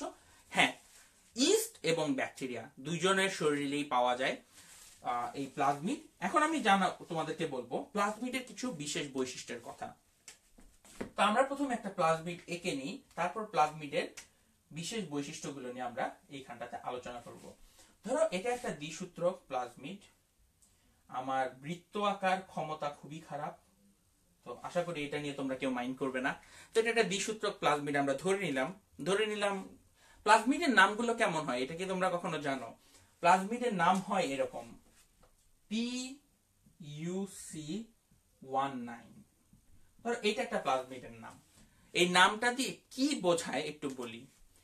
পি দিয়ে কি বোঝায় তোমরা বুঝতেই পারো। পিটা হবে ছোট হাতের, পি দিয়ে বোঝাবে প্লাজমিড। ছোট হাতের পি দ্বারা প্লাজমিড বোঝায়। ইউসি হচ্ছে যেই রিসার্চ গ্রুপ এই প্লাজমিডটাকে তৈরি করেছে তাদের নাম। ইউসি হচ্ছে ইউনিভার্সিটি অফ ক্যালিফোর্নিয়া। অন্যান্য প্লাজমিডের নাম যেমন একটা প্লাজমিড আছে PBr322। এই বিআর হচ্ছে যেই দুইজন সায়েন্টিস্ট মিলে তাদের প্লাজমিডটা বানিয়েছে তাদের নাম। তো যেই গ্রুপ তৈরি করে তাদের নামটা এখানে বসিয়ে দেয়। আর 19, 322 এগুলো দিয়ে বোঝায় তাদের কত নাম্বার এফোর্টে, কত নাম্বার অ্যাটেম্পটে গিয়ে তারা এই প্লাজমিডটা তৈরি করেছে। যেমন PBr322 হচ্ছে তাদের 322 নাম্বার অ্যাটেম্পট। তার মানে বোঝো এই প্লাজমিডটার আগে 321টা ভার্সন কাজ করে নাই, 322টা ভার্সন কাজ করেছে। তো এগুলো হচ্ছে প্লাজমিডের নাম। তো তোমরা এই নামগুলো জেনে রাখবে, যেগুলো তোমাদের জন্য কাজে দিবে। আসো এবার জানি প্লাজমিডের তিনটি মেজর বৈশিষ্ট্য, যেটা জানলে আমাদের আজকের ক্লাসটা বেশ পরিপূর্ণ হবে। প্লাজমিডের মধ্যে একটা ছোট্ট অংশ থাকে, এটাকে বলা হয় অরিসি। অরিসি বা আমরা যদি এটার পূর্ণ রূপ লিখি এটাকে বলা হবে অরিজিন অফ রেপ্লিকেশন। তোমাদের কাছে আমার প্রশ্ন হচ্ছে অরিসি কেন লাগে? অরিসি কেন লাগে? অরিজিন অফ রেপ্লিকেশন কেন দরকার? আমি তোমাদের কাছে সেটা জানতে চাচ্ছি। তো তোমাদের প্রশ্নের উত্তরের জন্য অপেক্ষা করছি। কানিজ ফাতেমা জিজ্ঞেস করেছে তিনজন সায়েন্টিস্ট হলে নাম কি হবে? হ্যাঁ, আপনি চাইলে সেখানে PBR না লিখে PBRA তিনটা অক্ষরও লিখতে পারবেন। এরকম হাতে বাধা ধরা কোনো নিয়ম নেই, যেখানে দুইটাই লেখা যাবে, এর বেশি লেখা যাবে না। তো আমি আরো দেখতে পাচ্ছি, আচ্ছা অনেকে বলছে ক্যামেরা থেকে বারবার ফোকাস সরে যাচ্ছে। আচ্ছা সরি, এটা আসলে আমার ভুল, এর কারণে হচ্ছিল। আই হোপ আর হবে না। একজন কারেক্ট অ্যান্সার দিয়ে দিয়েছে। প্লাজমিডে কেন অরিজিন অফ রেপ্লিকেশন লাগে, এর উত্তরটা প্রথম দিতে পেরেছে ওয়াসিমুল বারি নামক একজন ছাত্র। Thank you. Shanto correct answer দিয়েছে। স্বগতা দাস বলেছে এনজয়িং দা ক্লাস। ভাইয়া থ্যাংক ইউ, তুমি যদি এনজয় করো আমি ক্লাস নিয়ে যাব, কোনো সমস্যা নেই। আমরা সারা দুনিয়াতে 31 ডিসেম্বর সেলিব্রেশন করার অনেক রকম ওয়ে আছে। আমরা প্রবাবলি বেস্ট ওয়েতে সেলিব্রেট করছি। আমরা একজন আরেকজনের সাথে বাংলাদেশ থেকে অক্সফোর্ডে জ্ঞান শেয়ার করছি। তোমাদের কাছ থেকে আমি শিখছি, আমার কাছ থেকে তোমরা শিখছো। আই থিঙ্ক আমাদের এই বছরটার এর থেকে ভালো কোনো সমাপ্তি হয়তো আমরা টানতে পারবো না। আমরা আজকের এই ক্লাসটা শেষে তাই বেশ কিছু স্পেশাল সেশন করব। আমরা আর ধরো 15 মিনিটের মতন পড়াবো, তারপর আমরা কিছুক্ষণ গল্প করব, তারপর আমাদের আজকে ক্লাস শেষ হয়ে যাবে। আই হোপ তোমরা শেষ পর্যন্ত আমাদের ক্লাসের সাথে থাকবে এবং অবশ্যই ক্লাসে শেয়ার করতে থাকো, যাতে করে আরো বন্ধু আমাদের সাথে এসে যোগদান করে। বাপ্পির অ্যান্সার কারেক্ট হচ্ছে, আক্তার ভুইয়ার অ্যান্সার কারেক্ট হচ্ছে। Thank you very much. Sabrina Jisan আমার আজকের ক্লাসে হয়তো বেস্ট, সবচেয়ে বেশি প্রশ্নের উত্তর দিয়েছে। Farhana Mostafa, thank you. তো অরিজিন অফ রেপ্লিকেশন লাগে রেপ্লিকেশন শুরু হওয়ার জন্য। এখন রেপ্লিকেশন কেন শুরু হওয়া দরকার সেইটা হচ্ছে ইম্পর্টেন্ট কোশ্চেন। তুমি তো বোঝো প্লাজমিডটা হচ্ছে আমাদের ট্রাক, যেটা ডিএনএটাকে কাঁধে করে করে নিয়ে অন্য একটা কোষের মধ্যে ঢুকিয়ে দিবে। এখন তুমি একটা কোষের মধ্যে প্লাজমিড ঢুকালা, কিন্তু একটা কোষ আর কতদিনই বা বাঁচবে? একটা কোষ কন্টিনিউয়াসলি দুইটা কোষ থেকে চারটা কোষ তৈরি করে। তার মানে কোষ ক্রমান্বয়ে বিভাজিত হয় এবং বিভাজনের সময় তার ডিএনএ গুলো রেপ্লিকেট হয়। তার মানে কোষ যখন বিভাজিত হয় তার ডিএনএ গুলো বিভাজিত হয়, এবং এই বিভাজনের জন্য বা এই রেপ্লিকেশনের জন্য অরিজিন অফ রেপ্লিকেশন দরকার। যদি একটা প্লাজমিড বানাও যেখানে অরিজিন অফ রেপ্লিকেশন উপস্থিত নেই, তাহলে কি হবে জানো? তুমি প্লাজমিড দিয়ে ডিএনএটা দিবা, ওইটা কোষের মধ্যে কিছুক্ষণ থাকবে, তারপরে ধরো 1 মাস পরে ওই কোষের মধ্যে, ওই ব্যাকটেরিয়ার মধ্যে আর ওই নতুন ডিএনএটা খুঁজে পাওয়া যাবে না, কারণ তার অরিজিন অফ রেপ্লিকেশন ছিল না। অরিজিন অফ রেপ্লিকেশন যদি না থাকে তাহলে এই ডিএনএটা কালের বিবর্তনে ওই জীব থেকে হারিয়ে যাবে, এটা আর বেশি দিন বাঁচবে না। তাই অরিজিন অফ রেপ্লিকেশন হচ্ছে তার অস্তিত্বটাকে টিকিয়ে রাখে এবং এনশিওর করে প্রতি কোষ বিভাজনের সময় যাতে এই প্লাজমিডটাও নিজে বিভাজিত হতে পারে। তাই প্লাজমিড করার সময় বলা হয়ে থাকে স্বাধীন বা ইন্ডিপেন্ডেন্ট ডিএনএ। প্লাজমিড একটা ইন্ডিপেন্ডেন্ট ডিএনএ হিসেবে কাজ করে। এবার আসো আমরা পরবর্তী অংশে যাই। প্লাজমিডে আর কি থাকবে? প্লাজমিডের দ্বিতীয় যে অংশটা খুব গুরুত্বপূর্ণ সেটার নাম হচ্ছে মাল্টিপল ক্লোনিং সাইট, বা সংক্ষেপে বলা হয় MCS। প্লাজমিডের দ্বিতীয় গুরুত্বপূর্ণ বৈশিষ্ট্য হচ্ছে মাল্টিপল ক্লোনিং সাইট। আমি এটাকে ওই উপরে আঁকছি দেখে যে সবার উপরে আঁকবে এরকম না, এটা এক এক প্লাজমিডে এক এক জায়গায় থাকে। এটা একটা বৃত্ত, এটাকে ঘুরাই দিলে এটার পুরো অ্যাঙ্গেল ডিরেকশন একই রকমই থাকবে, কোনো সমস্যা নেই। সো মাল্টিপল ক্লোনিং সাইট বা MCS হচ্ছে তার দ্বিতীয় গুরুত্বপূর্ণ বৈশিষ্ট্য। এখন MCS জিনিসটা কি খুব সহজে যদি বলি, MCS হচ্ছে একটা রেস্ট্রিকশন সাইট। MCS হচ্ছে একটা রেস্ট্রিকশন সাইট। তাহলে বোঝো প্লাজমিডে একটা মাল্টিপল ক্লোনিং সাইট থাকে। এই মাল্টিপল ক্লোনিং সাইটটা আর কিছুই না, রেস্ট্রিকশন সাইট। রেস্ট্রিকশন সাইট কি? যেখানে রেস্ট্রিকশন এনজাইম কাটে। এখন তোমার কাছে প্রশ্ন হচ্ছে, বলো এই মাল্টিপল ক্লোনিং সাইটে কোন ধরনের সিকোয়েন্স থাকবে? যারা এই ক্লাসটি অনেক মনোযোগ দিয়ে করেছো শুধু সেই সকল বন্ধুরাই আমাদের উত্তর দিতে পারবে। মাল্টিপল ক্লোনিং সাইট এক ধরনের রেস্ট্রিকশন সাইট। তাহলে বলো মাল্টিপল ক্লোনিং সাইটে কোন ধরনের সিকোয়েন্স বিদ্যমান থাকবে? মাল্টিপল ক্লোনিং সাইটে কোন ধরনের সিকোয়েন্স বিদ্যমান থাকবে? আমি কিন্তু এই প্রশ্নের উত্তর যে দিতে পারবে তাকে অনেক বুদ্ধিমান মনে করব, কারণ এটা কিন্তু বেশ টাফ কোশ্চেন। আই থিঙ্ক বিশ্ববিদ্যালয় লেভেলে মানুষজনকে জিজ্ঞেস করলেও তারা একটু ভেবাচেকা খেয়ে যাবে এই প্রশ্নের উত্তর দিতে গেলে। সো ইয়েস, প্রথম কারেক্ট অ্যান্সার এসেছে কিন্তু আব্দুল্লাহ আরিফের কাছ থেকে। আব্দুল্লাহ আরিফ পারফেক্ট অ্যান্সার দিয়েছে। এস এম ওয়াসিমুল বাড়ি কারেক্ট অ্যান্সার দিয়েছে। ফয়সাল তাসনিম কারেক্ট অ্যান্সার দিয়েছে। ইয়েস, অলরেডি আমরা 4জন সঠিক উত্তরদাতা পেয়েছি। 5 নম্বর উত্তর দিয়েছে শান্ত, এবং উত্তরটা হচ্ছে প্যালিন্ড্রোম সাইট। তোমরা মনে করে দেখো, আমরা বলেছিলাম রেস্ট্রিকশন সাইট হবে প্যালিন্ড্রোমিক সাইট। প্যালিন্ড্রোম, তাহলে সবসময় মনে রাখো রেস্ট্রিকশন সাইট গুলো হবে সবসময় এক ধরনের প্যালিন্ড্রোমিক সাইট, অর্থাৎ দুই পাশ থেকে আসলে যেটা একই রকম হয়। তো মাল্টিপল ক্লোনিং সাইট হচ্ছে এক ধরনের রেস্ট্রিকশন সাইট যেখানে প্যালিন্ড্রোম সিকোয়েন্স থাকবে। সো এখন তাহলে একটু বোঝো, তাহলে এটাকে তো মাল্টিপল ক্লোনিং সাইট না বলে আমি রেস্ট্রিকশন সাইট বলতে পারতাম। কেন মাল্টিপল বলা হয়? মাল্টিপল বা একের বেশি কেন? এখানে একটা ছোট্ট জায়গাতে বিজ্ঞানীরা অনেক রকম কারসাজি করে ধরো 10টা ডিফারেন্ট রেস্ট্রিকশন এনজাইমের যে রেস্ট্রিকশন সাইট সেটাকে একসাথে এখানে বসায় দেয়। ধরো 10 থেকে 15টা রেস্ট্রিকশন এনজাইম কাটতে পারবে এমন একটা সাইট তৈরি করে। কারণ কি? কারণ হচ্ছে ধরো আমার ল্যাবে আমরা ইকো-R1 ইউজ করি, আমার পাশের ল্যাবের লোক একটা ভিন্ন রেস্ট্রিকশন এনজাইম তৈরি করে, তার পাশের ল্যাবের লোক হয়তো আর একটা ভিন্ন রেস্ট্রিকশন এনজাইম ব্যবহার করে। এখন তারা সবাই যাতে একটা প্লাজমিড ব্যবহার করতে পারে তার জন্য এই কাজটা করা হয়, যে বিভিন্ন রেস্ট্রিকশন এনজাইম কাটতে পারে। ধরো একটা ফর এক্সাম্পল তোমাদেরকে পুরো ধারণাটা দেওয়ার জন্য যদি আরেকটু খোলাসা করে বলি, ধরো একটা রেস্ট্রিকশন এনজাইম কাটতে পারে এমন একটা সাইট হচ্ছে এটা। তারপরে ধরো রেস্ট্রিকশন এনজাইম 2 নম্বরটা কাটতে পারে এমন একটা সাইট একটা এটা। 3 নম্বর রেস্ট্রিকশন এনজাইম কাটতে পারে এমন একটা সাইট একটা। এরকম 1 2 3 4 5 8 10টা রেস্ট্রিকশন এনজাইমের রেস্ট্রিকশন সাইটকে ওরা একসাথে পরপর এখানে সাজিয়ে রাখে, যাতে করে আপনি যেটা দিয়ে খুশি সেটা দিয়ে এই প্লাজমিডকে কাটতে পারবেন। তাহলে এই জায়গাটাকে বলা হয় তাই মাল্টিপল ক্লোনিং সাইট। মাল্টিপল কেন? মাল্টিপল কারণ একের বেশি রেস্ট্রিকশন এনজাইম এখানে কাটতে পারে। সাইট কথাটা এসেছে কারণ এটা রেস্ট্রিকশন সাইট, সেখান থেকে। ক্লোনিং কথাটা কেন এসেছে এটা হচ্ছে ইম্পর্টেন্ট। ক্লোন করার মানে হচ্ছে কপি তৈরি করা। ফোনের ক্লোন তৈরি করা হয়, মানে ফোনের কপি তৈরি করা যায়। তো ক্লোন করার মানে হচ্ছে কপি করা। তুমি এখানে যখন ডিএনএ থেকে কাটবা তারপর এখানে তুমি তোমার নতুন ডিএনএ জোড়া লাগাবা। তাহলে প্লাজমিডের সবচেয়ে গুরুত্বপূর্ণ জায়গা কিন্তু এইটা, তুমি এখানে ডিএনএটাকে কাটার পরে এখানে একটা নতুন ডিএনএ জোড়া লাগাবা।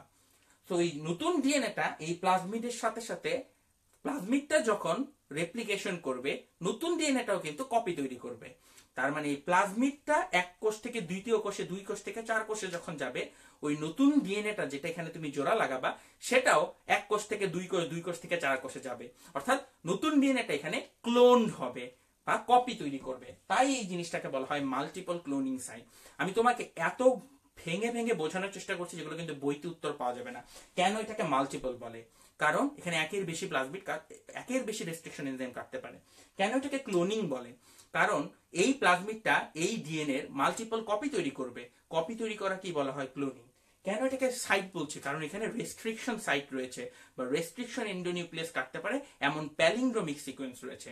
এই জিনিসগুলো বইয়ের পাতায় হয়তো তোমাদের ছোট বয়সে লেখা থাকে না, বাট তোমরা যদি ভালো করে বোঝো তাহলে তোমরা জেনেটিক ইঞ্জিনিয়ারিং সম্পর্কে আরো বেশি আগ্রহ তৈরি করবে, আরো ভালো করে বুঝতে পারবে। Thank you very much. তোমরা যদি এত কঠিন ব্যাপারগুলো বুঝে থাকো। আমাকে আয়মান জিজ্ঞেস করছিল যে আমি এত কঠিন একটা টপিক পড়াচ্ছি তোমরা বুঝতে পারবে কিনা। আয়মানকে উত্তরটা তোমরাই ভালোভাবে দিতে পারবে। তোমরা এখনই আয়মান ভাইকে কমেন্ট করে জানিয়ে দাও যে কঠিন জিনিসটা তোমাদেরকে আমি বুঝাতে সক্ষম হয়েছি নাকি হইনি। আদারওয়াইজ আলটিমেটলি হয়তো আমি পরের ক্লাস আমাকে নিতে গেলে বলবে না স্বামীর জেনেটিক ইঞ্জিনিয়ারিং পড়ানো যাবে না, তুমি যাও আবার কেমিস্ট্রি পড়াও, এই পড়াও, ওই পড়াও।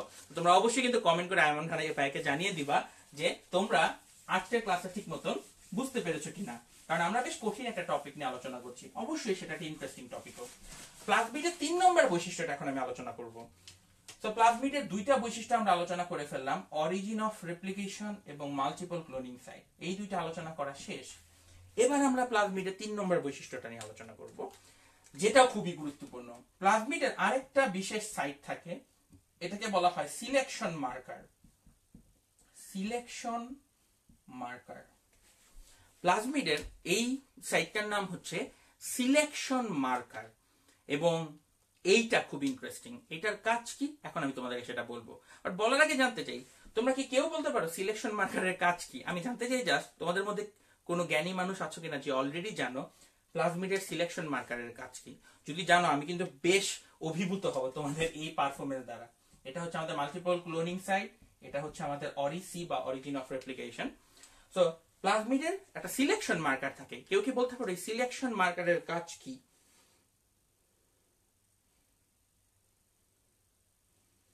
অনেকেই বলছো যে বাহ, আয়মান সাদিক নিজেও কমেন্ট করেছে, থ্যাংক ইউ আয়মান, তুমি কন্টিনিউয়াসলি আমাদের সাথে ক্লাসে অংশগ্রহণ করার জন্য।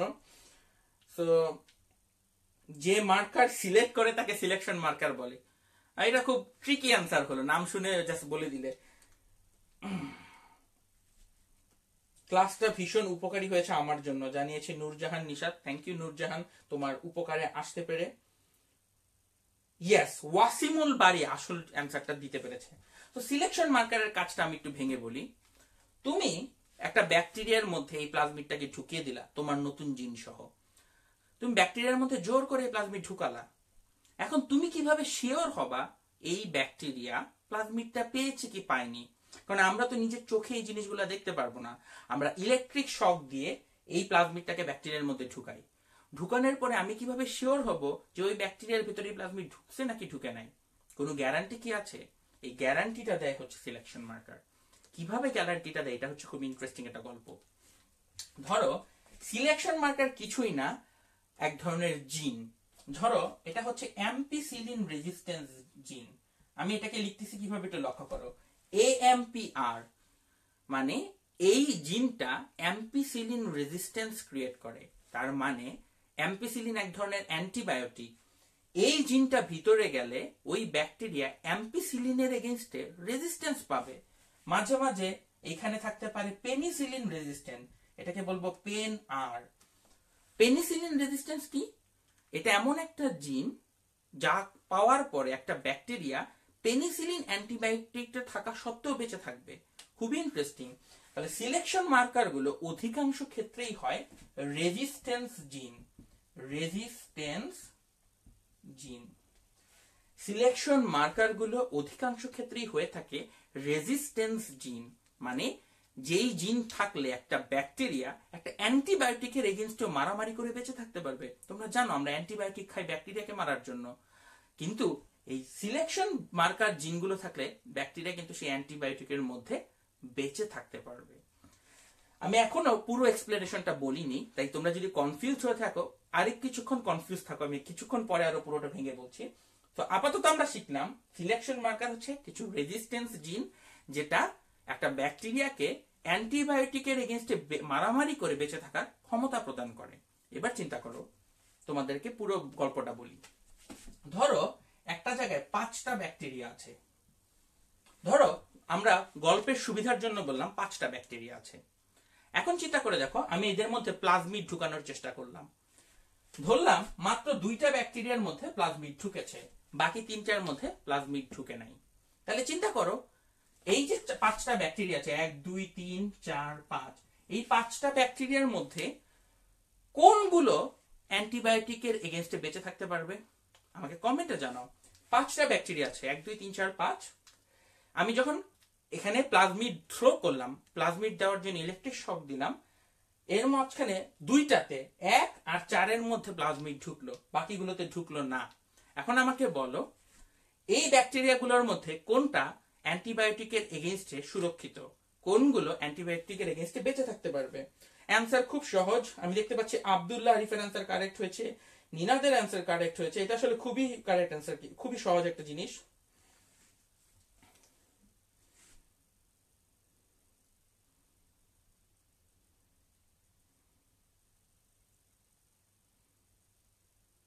ইয়েস, আব্দুল্লাহ আরিফের অ্যান্সার কারেক্ট হয়েছে, বাপ্পির অ্যান্সার, শান্তর অ্যান্সার কারেক্ট হয়েছে, ফারিহা মিশিকার অ্যান্সার কারেক্ট হয়েছে। Thank you very much. অবশ্যই 1 আর 4 যেইগুলোতে প্লাজমিড ঢুকেছে সেইগুলো অ্যান্টিবায়োটিকের এগেইনস্টে বেঁচে থাকবে এবং বাকিগুলো কিন্তু অ্যান্টিবায়োটিকের সামনে মারা যাবে। তার মানে বুঝো, প্লাজমিড ঢুকলে একটা সিগন্যাল আছে যে ও যদি অ্যান্টিবায়োটিকে বেঁচে থাকে তার মানে প্লাজমিড ঢুকেছে, ও যদি অ্যান্টিবায়োটিকে বেঁচে না থাকে তাহলে প্লাজমিড ঢুকে নাই। তাহলে এটা প্রমাণ করার উপায় কি?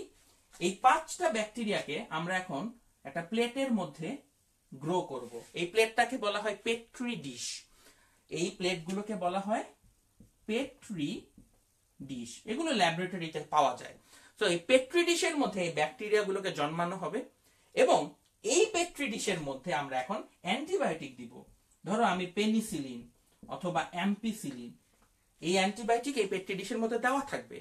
তাহলে চিন্তা করো, আমি এখানে 5টা ব্যাকটেরিয়া জন্মানোর চেষ্টা করব, কিন্তু 5টা তো জন্মাবে না, মাত্র 2টা জন্মাতে পারবে। শুধু 1 নম্বর আর 4 নম্বরটা জন্মাবে এবং বাকি যে 3টা সেটা কিন্তু এই পেট্রি ডিশের মধ্যে মারা যাবে। কারণ কি? কারণ তার মধ্যে প্লাজমিড ঢুকেনি এবং তার মধ্যে অ্যাম্পিসিলিন অথবা পেনিসিলিনের এগেইনস্টে রেজিস্ট্যান্স জিন নেই। রেজিস্ট্যান্স জিন না থাকায় সে মারা যাবে এবং যেগুলো বেঁচে থাকবে আমরা শিওর করে বলতে পারবো অবশ্যই এদের মধ্যে প্লাজমিড ঢুকেছে। তাহলে দেখো জেনেটিক ইঞ্জিনিয়ারিং কত বেশি রোবাস্ট একটা টেকনিক।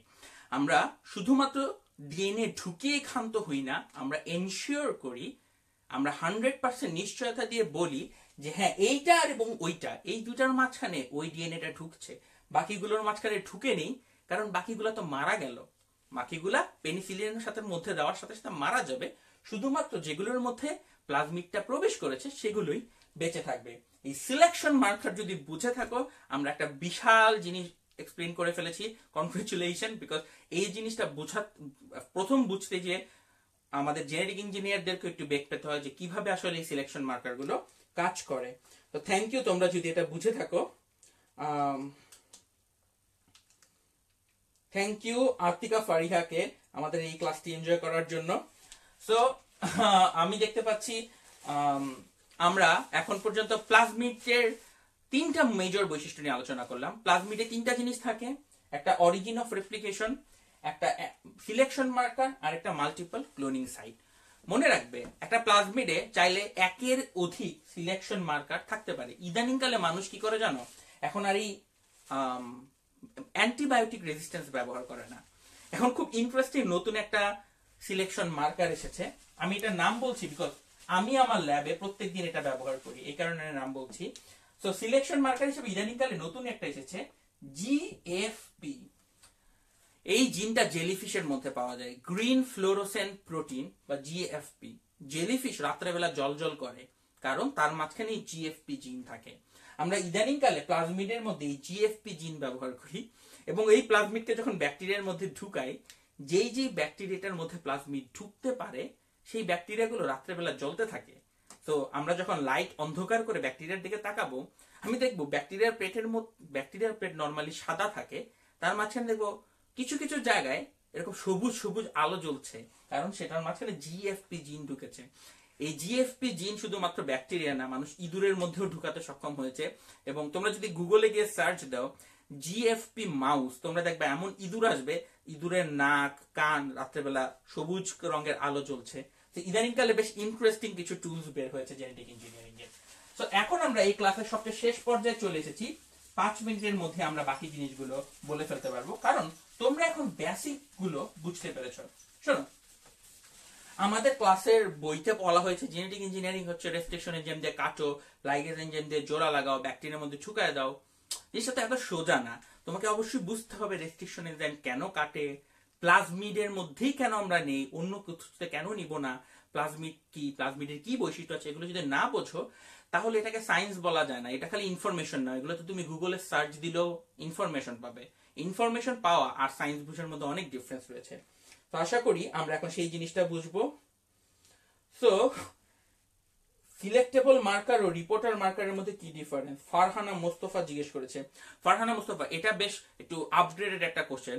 আমি আশা করবো তুমি হয়তো অনেক ইউনিভার্সিটি লেভেলের স্টুডেন্ট, সিলেকশন মার্কার বা রিপোর্টার মার্কার নিয়ে আমি আসলে আমাদের পরের ক্লাসগুলোতে আলোচনা করতে চাই।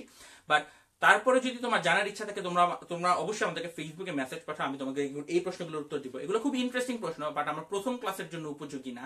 আমরা পরবর্তী ক্লাসে এগুলো নিয়ে আলোচনা করবো, সিলেকশন মার্কার, রিপোর্টার জিন কি। ওকে, আমরা আমাদের ক্লাসের শেষ পর্যায়ে চলে আসি। এতক্ষণ পর্যন্ত বেসিক পড়লাম, এবার দেখাই জেনেটিক ইঞ্জিনিয়ারিং কিভাবে করে। খুব সিম্পল। আমার কাছে একটা প্লাজমিড আছে, প্লাজমিডের মধ্যে অরিজিন অফ রেপ্লিকেশন আছে। এখানে আমার ধরো অ্যাম্পিসিলিন রেজিস্ট্যান্স জিন আছে, আর এইটা হচ্ছে আমার মাল্টিপল ক্লোনিং সাইট। ধরো এখানে ইকো R1 এনজাইম কাটতে পারবে এমন একটা রেস্ট্রিকশন প্যালিন্ড্রোমিক সাইট রয়েছে। আমরা এখন এই গাল ভরা শব্দগুলোর নাম বুঝতে পারি যে রেস্ট্রিকশন প্যালিন্ড্রোম সাইট কি, ইকো R1 এনজাইম। তো আমরা প্রথম কি করব? আমরা প্রথম যে কাজটা করব, এটার মাঝখানে ইকো R1 এনজাইমটা দিব। অর্থাৎ এই প্লাজমিডটাকে আগে ইকো R1 যে রেস্ট্রিকশন এনজাইমটা আছে সেই এনজাইমটা দিব। দিলে চিন্তা করো, এই প্লাজমিডটাকে আমি এই এনজাইমটা দিব, দিলে এই এনজাইমটা এই প্লাজমিডের এই জায়গায় বসবে, বসে এটাকে কেটে ফেলবে। কেটে ফেললে দেখতে সেটা কিরকম হবে? সেটা দেখতে এরকম লম্বা কিছু একটা হবে, অর্থাৎ এটার মাঝখানে এটা কেটে যাবে। এটা হচ্ছে বৃত্তাকার প্লাজমিড। এটা কি আর এখন বৃত্তাকার আছে? যদিও আমি গোল করে আছি, এঁকেছি, এটা কিন্তু আসলে বৃত্তাকার নেই, সোজা হয়ে গেছে, লিনিয়ারাইজ প্লাজমিড বলে এটাকে। তো আমরা অলরেডি তার এখানটা কেটে ফেলেছি। এখানে একটা ফসফেট গ্রুপ আছে, এখানে একটা হাইড্রক্সিল গ্রুপ আছে। এবার লক্ষ্য করো কি করব। আমি এখন যে জিনটা নতুন ব্যাকটেরিয়াতে ঢুকাতে চাই, ধরো আমি ব্যাকটেরিয়ার মধ্যে চাচ্ছি, ধরো ব্যাকটেরিয়াটার মধ্যে চাই ইনসুলিনের জিন ঢুকাবো, তাহলে আমি এখন ইনসুলিনের জিনটা এখানে বসিয়ে দিব। তাহলে আমি এখন ইনসুলিনের জিনটা এটার মধ্যে দিব। ধরো ইনসুলিনের জিনটা আমি এরকম নীল রঙের অক্ষর দ্বারা চিহ্নিত করলাম। তাহলে আমরা এখন এই প্লাজমিডটা নিব এবং এর মাঝখানে ইনসুলিনের এই যে জিনটা সেটা এখানটাতে বসবে। বসলেও সে কিন্তু জোড়া লাগতে পারবে না, কারণ জোড়া লাগার জন্য তার আরো মেশিনারির দরকার। তাহলে এই ইনসুলিনের জিনটা দিলাম, দেওয়ার পরে কি দিতে হবে তোমরা অলরেডি গেস করতে পারছো। আমরা এখন জোড়া লাগাতে চাই, তাই আমরা দিব এটাতে লাইগেজ এনজাইম। আমরা এখন লাইগেজ এনজাইম দিব। লাইগেজ এনজাইম দেওয়ার সাথে সাথে এই যে ফাঁকা জায়গাগুলো বন্ধ হয়ে যাবে এবং এটা জোড়া লাগতে শুরু করবে। তাহলে দেখো, লাইগেজ এনজাইম দেওয়ার সাথে সাথে এই ফাঁকা জায়গা বন্ধ হয়ে যাবে এবং জোড়া লেগে গেল। তাহলে চিন্তা করো, এটা একটা প্লাজমিড যার মাঝখানে এখন মানুষের ইনসুলিন তৈরি করার যে জিন, সেই জিনটা আমরা ঢুকিয়ে ফেলেছি। একটা ডিএনএ যার মাঝখানে একটা ভিন্ন ডিএনএ ঢুকানো হয়েছে, এই ধরনের ডিএনএ এর একটা নাম আছে। এই ডিএনএ কে বলা হয়ে থাকে রিকম্বিনেন্ট ডিএনএ। এটাকে বলা হয়ে থাকে রিকম্বিনেন্ট ডিএনএ, কারণ এই ডিএনএ এর মধ্যে ইতোমধ্যে আর একটা ভিন্ন ডিএনএ ঢোকানো হয়েছে। তো থ্যাংক ইউ, তোমরা যদি এতটুকু পর্যন্ত বুঝে থাকো। আমি তোমাদের কাছে থেকে প্রশ্ন আশা করছি। এগুলো নিয়ে যদি তোমাদের কোনো প্রশ্ন থাকে, তাহলে আমরা স্টেপগুলো আবার লক্ষ্য করি। 1 নম্বর কাজ হচ্ছে ইকো R1 রেস্ট্রিকশন এনজাইম দিয়ে তাকে কাটবো। কাটলে ফাঁকা জায়গা তৈরি হবে। ফাঁকা জায়গা তৈরি হওয়ার পর তাতে ইনসুলিনের জিনটা বসাবো। বসানোর পরে লাইগেজ এনজাইম দিয়ে জোড়া লাগাবো। ইনসুলিনের জিনটা না তোমার হাত দিয়ে ধরে বসানো লাগবে না, এটা অটোমেটিকই সে চিনতে পারবে। কারণ এই যে ইকো R1 এর যে রেস্ট্রিকশন সাইট গুলো আছে, এই দুই পাশের যে সিকোয়েন্স আছে সেগুলো তো মিলে যাবে এই দুই পাশে, কারণ তার রেস্ট্রিকশন কাট সাইট যেহেতু একই, তার দুই পাশের প্রান্তগুলো একই রকম তৈরি হবে। ওই প্রান্তগুলো একজন আরেকজনের সাথে চিনে অটোমেটিক বসে যেতে পারবে। তো বসে গেলে তারপর আমরা লাইগেজ এনজাইম দিয়ে তাকে জোড়া লাগিয়ে একটা রিকম্বিনেন্ট ডিএনএ তৈরি করব। রিকম্বিনেন্ট ডিএনএ তৈরি করলাম, এটা তো করেছি আমি টেস্ট টিউবের মধ্যে। এখন তো ব্যাকটেরিয়ার মধ্যে এটাকে ঢুকাতে হবে। আসো এবার দেখি ব্যাকটেরিয়ার মধ্যে কেমনে আমরা রিকম্বিনেন্ট ডিএনএ ঢুকাবো। এবং খুব ইন্টারেস্টিং ব্যাপার হচ্ছে, আমার আগামী মঙ্গলবার থেকে এই কাজটা আবার করা লাগবে। আমরা বর্তমানে অক্সফোর্ডে এই কাজটাই অনেকটা করছি, যে আমরা ব্যাকটেরিয়া না, আমরা কিছু ইঁদুরের কোষের মধ্যে এরকম রিকম্বিনেন্ট ডিএনএ ঢোকানোর চেষ্টা করছি। ওইটা আরেকটু ইন্টারেস্টিং। সো হয়তো ভবিষ্যতে আরেকটু সামনের দিকের ক্লাসে এগুলো নিয়ে আলোচনা করব। তো ইনসুলিনটা, এই রিকম্বিনেন্ট ডিএনএটা আমি এখন ব্যাকটেরিয়ার মধ্যে ঢুকাবো। তাহলে আমার কাছে ধরো তোমার ব্যাকটেরিয়া আছে, এখন এই ব্যাকটেরিয়াকে ইলেকট্রিক শক দেব। দুই রকম উপায় আছে, একটা হচ্ছে ঠান্ডা গরম করা, একবার ঠান্ডা করা একবার গরম করা। এটা করলে আস্তে আস্তে কোষ প্রাচীরের মধ্যে ফাটল তৈরি হয়, সেই ফাটল দিয়ে আমাদের কোষ প্রাচীর না বলে বলা উচিত কোষ ঝিল্লি বা ফ্লুইড মোজাইক মেমব্রেন। এই ফ্লুইড মোজাইক মেমব্রেনের মধ্যে কিছু লিপিড থাকে, সেই লিপিড গুলোকে ঠান্ডা গরম করতে থাকলে অটোমেটিক তাদের মাঝখানে ফাটল তৈরি হয়, সেই ফাটল দিয়ে এই জিনিসগুলো ঢুকতে পারে। বাট আমরা যে পদ্ধতিটা করি সেটা হচ্ছে ইলেকট্রিক ভোল্ট দেই। ধরো 1 কিলো ভোল্ট একটা শক দিলা, এই ব্যাকটেরিয়াকে মাত্র 2 সেকেন্ডের জন্য 1 কিলো ভোল্ট শক দিবা। শক দিলে হয়তো দুইটা ব্যাকটেরিয়া নিয়েছো, তার মধ্যে একটার মধ্যে প্লাজমিড ঢুকবে আর একটার মধ্যে ঢুকবে না। তুমি জিজ্ঞেস করতে পারো, ভাইয়া ব্যাকটেরিয়াকে যে এত শক দিব, ব্যাকটেরিয়া কি মারা যায়? অবশ্যই মারা যায়। যার কারণে আমরা দুইটা ব্যাকটেরিয়া না, আমরা সাধারণত 1 মিলিয়ন ব্যাকটেরিয়া নিয়ে তারপর শক দিই। একটা, দুইটা, 5টার মধ্যে ডিএনএ ঢুকবে, সেগুলো বাঁচলে আমাদের কাজ হয়ে যাবে। কারণ তোমার আসলে কাজটা করার জন্য আসলে একটা ব্যাকটেরিয়াকে জেনেটিক্যালি মডিফাই করতে পারলেই হবে, কারণ ওই একটা পরবর্তীতে 1 কোটি ব্যাকটেরিয়া তৈরি করবে। সো কিছু ব্যাকটেরিয়া মারা যাবে, এটা সত্যি কথা, and that's not a problem for us. So তুমি ইলেকট্রিক ভোল্ট শক যখন দিবা, তখন এই ব্যাকটেরিয়ার মধ্যে একটাতে প্লাজমিড ঢুকবে, এবং যখন প্লাজমিডটা ঢুকেছে তার মাঝখানে যে ইনসুলিনের জিনটা, সেটাও কিন্তু এখন ব্যাকটেরিয়ার মধ্যে প্রবেশ করেছে। এখন কি করব? এখন আমি তাকে একটা প্লেটের মধ্যে গ্রো করাবো, এবং এই প্লেটের মধ্যে আমি অ্যাম্পিসিলিন অ্যান্টিবায়োটিকটা দিব। প্রশ্ন হচ্ছে কেন অ্যাম্পিসিলিন অ্যান্টিবায়োটিকটা এই প্লেটের মধ্যে দিচ্ছি? আজকের দিনের লাস্ট প্রশ্ন এটা। এই প্লেটের মধ্যে কেন আমি অ্যাম্পিসিলিন অ্যান্টিবায়োটিকটা দিলাম, কেন আমি অ্যাম্পিসিলিন অ্যান্টিবায়োটিকটা দিব? সো আমি তোমাদের কাছে সেটা জানতে চাচ্ছি। একজন জিজ্ঞেস করছে ইলেকট্রিক শক কিভাবে দেওয়া হয়। আর ইলেকট্রিক শক দেওয়া কোনো ব্যাপার। সো এক ধরনের যন্ত্র আছে, একটা ছোট যন্ত্র, এটাকে বলা হয় ইলেকট্রোপোরেটর। এর মাঝখানে একটা অ্যানোড একটা ক্যাথোড থাকে, তার মাঝখানে আমরা ব্যাকটেরিয়া টেস্ট টিউবটা ঢুকাই, তারপর এক প্রান্ত থেকে আরেক প্রান্ততে জাস্ট কারেন্টটা 2 সেকেন্ড 1 সেকেন্ডের জন্য আমরা ধরো সুইচটা অন করি আবার অফ করে দিই, মাত্র 1-2 সেকেন্ড রেখে আবার বন্ধ করে দিই। ইলেকট্রিক শক দেওয়া কোনো ব্যাপার না, খালি একটা অ্যানোড আর একটা ক্যাথোড লাগে আর একটা লিকুইড সলিউশন লাগে। ইয়েস, কারেক্ট অ্যান্সার চলে এসেছে। সাব্বির শুভ, স্পেন্সার মার্ক, তারপরে আবরার হামিম, ইয়েস থ্যাংক ইউ। সবচেয়ে ভালো অ্যান্সার দিয়েছে মুহাইমিনুল ইসলাম নিনাদ। সে বলেছে শক খাওয়ার পরেও ভুলে বেঁচে যাওয়া প্লাজমিড ছাড়া কোষগুলোকে মেরে ফেলার জন্য। অনেক কঠিন একটা লাইন লিখেছে, বাট নিনাদের অ্যান্সারটা একদম পারফেক্ট হয়েছে। অ্যাম্পিসিলিন দেওয়া হয়েছে কারণ আমাদের এই যে রিকম্বিনেন্ট ডিএনএ, তার মাঝখানে একটা অ্যাম্পিসিলিন রেজিস্ট্যান্স জিন ছিল, যেটাকে আমরা বলে থাকি সিলেকশন মার্কার। এই অ্যাম্পিসিলিন রেজিস্ট্যান্স জিনটা যেই ব্যাকটেরিয়াতে ঢুকেছে, সেই ব্যাকটেরিয়াটা এখন অ্যাম্পিসিলিনের সামনে বেঁচে থাকবে, অন্যটা মারা যাবে। তার মানে এইটা বেঁচে থাকবে আর এটা মারা যাবে। আমরা তো সেটাই চাই। আমরা চাই জানার জন্য কোনটার মধ্যে প্লাজমিড ঢুকেছে, কোনটার মধ্যে ঢুকে নেই। তাহলে এই দুইটা ব্যাকটেরিয়া যখন এই প্লেটের মধ্যে দিব, কিছুক্ষণ পরে একটা ব্যাকটেরিয়া মারা যাবে, কারণ তার মধ্যে প্লাজমিড নাই, আর একটার মধ্যে প্লাজমিড থাকায় সেই ব্যাকটেরিয়াটা বেঁচে যাবে। এন্ড যেটা বেঁচে যাবে আমরা 100% গ্যারান্টি দিয়ে বলতে পারবো দ্যাট ইজ দ্য ওয়ান যেটাকে আমরা সাকসেসফুলি জেনেটিক্যালি মডিফাই করেছি। এবং আমাদের এই যে বিশাল গল্প সেখানে এসে সমাপ্ত হবে। এই ব্যাকটেরিয়াটা হবে এমন এক ব্যাকটেরিয়া, যেই ব্যাকটেরিয়াটা মানুষের ইনসুলিন তৈরি করছে। এবং আমরা যে বর্তমানে ডায়াবেটিস পেশেন্টের জন্য ইনসুলিন শর্টস দেই, সেটা কিন্তু এখন জেনেটিক ইঞ্জিনিয়ারিং এর মাধ্যমে ব্যাকটেরিয়া অথবা ইস্টের কোষে তৈরি করা হচ্ছে। এখন আর এককালে গরুর শরীর থেকে রক্ত নিয়ে সেখান থেকে ইনসুলিন নিয়ে সেটা মানুষের মধ্যে দেওয়া হতো, এটা অনেক প্রাচীনকালের কথা।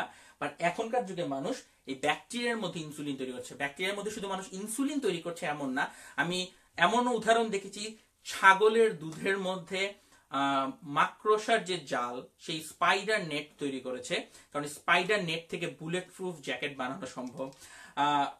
জেনেটিক ইঞ্জিনিয়ারিং করে মানুষ আর কত এরকম ইন্টারেস্টিং কাজ করেছে, এগুলো যদি তোমরা ইন্টারনেটে সার্চ করো জেনেটিক্যালি মডিফাইড অর্গানিজম লিখে, তোমরা হাজার হাজার এক্সাম্পল পেয়ে যাবেন। আই ক্যান্ট সে আমি জেনেটিক ইঞ্জিনিয়ারিং নিয়ে নিজে এত ইন্টারেস্টেড, কারণ এটা দিয়ে এত এত বেশি কিছু করা যায় যে এই যে প্রসেসটা, এই টুলটা, এটাকে বলা হয় দ্য ল্যাঙ্গুয়েজ অফ গড। কারণ তুমি লিটারালি একটা ব্যাকটেরিয়া নিয়ে তার ডিএনএটা বের করে সেখানে চেঞ্জ করে তাকে নতুন কিছু করাতে পারছো। সো এটা খুবই ইন্টারেস্টিং এবং খুবই সম্ভাবনাময় একটা সাবজেক্ট, যেটা বাংলাদেশে এখন দিন দিন মানুষ বেশি বেশি পড়ছে এবং বাংলাদেশে এটা সম্ভাবনা বাড়ছে।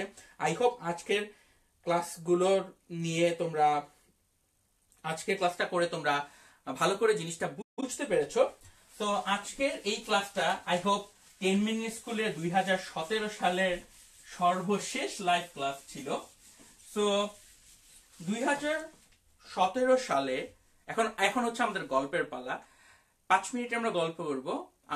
সবাই আমার ক্লাসে 130 জন স্টুডেন্ট আছো, 130 জন কি লিখতে হবে 2017 সালে তোমার লাইফের বেস্ট মোমেন্ট কি, আমাকে এক্ষুনি কমেন্টে জানাও। 2017 সালে হ্যাপিয়েস্ট মোমেন্ট কি তোমার জন্য, যেটা তোমাকে সবচেয়ে বেশি খুশি করেছে 2017 সালে। এবং অবশ্যই আমিও আমারটা তোমাদেরকে বলবো, বাট তোমরা এক্ষুনি আমাকে কমেন্টে জানাও 2017 সালে তোমার সবচেয়ে হ্যাপিয়েস্ট মোমেন্ট কি। এবং ততক্ষণে আমি তোমাদের জন্য বোর্ডে কিছু লিখতে চাচ্ছি, আমি সেটা লিখতে থাকি, তোমরাও লিখতে থাকো।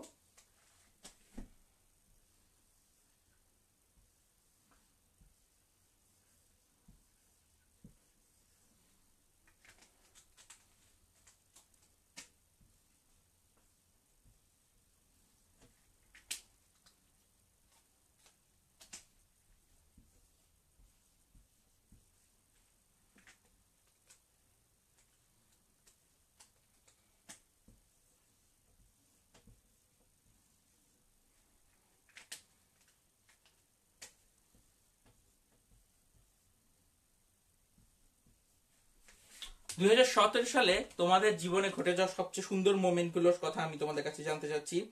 একজন জানিয়েছে, হিমালয় হিমু জানিয়েছে সে 2017 সালে ট্যালেন্ট পুলে বৃত্তি পেয়েছে।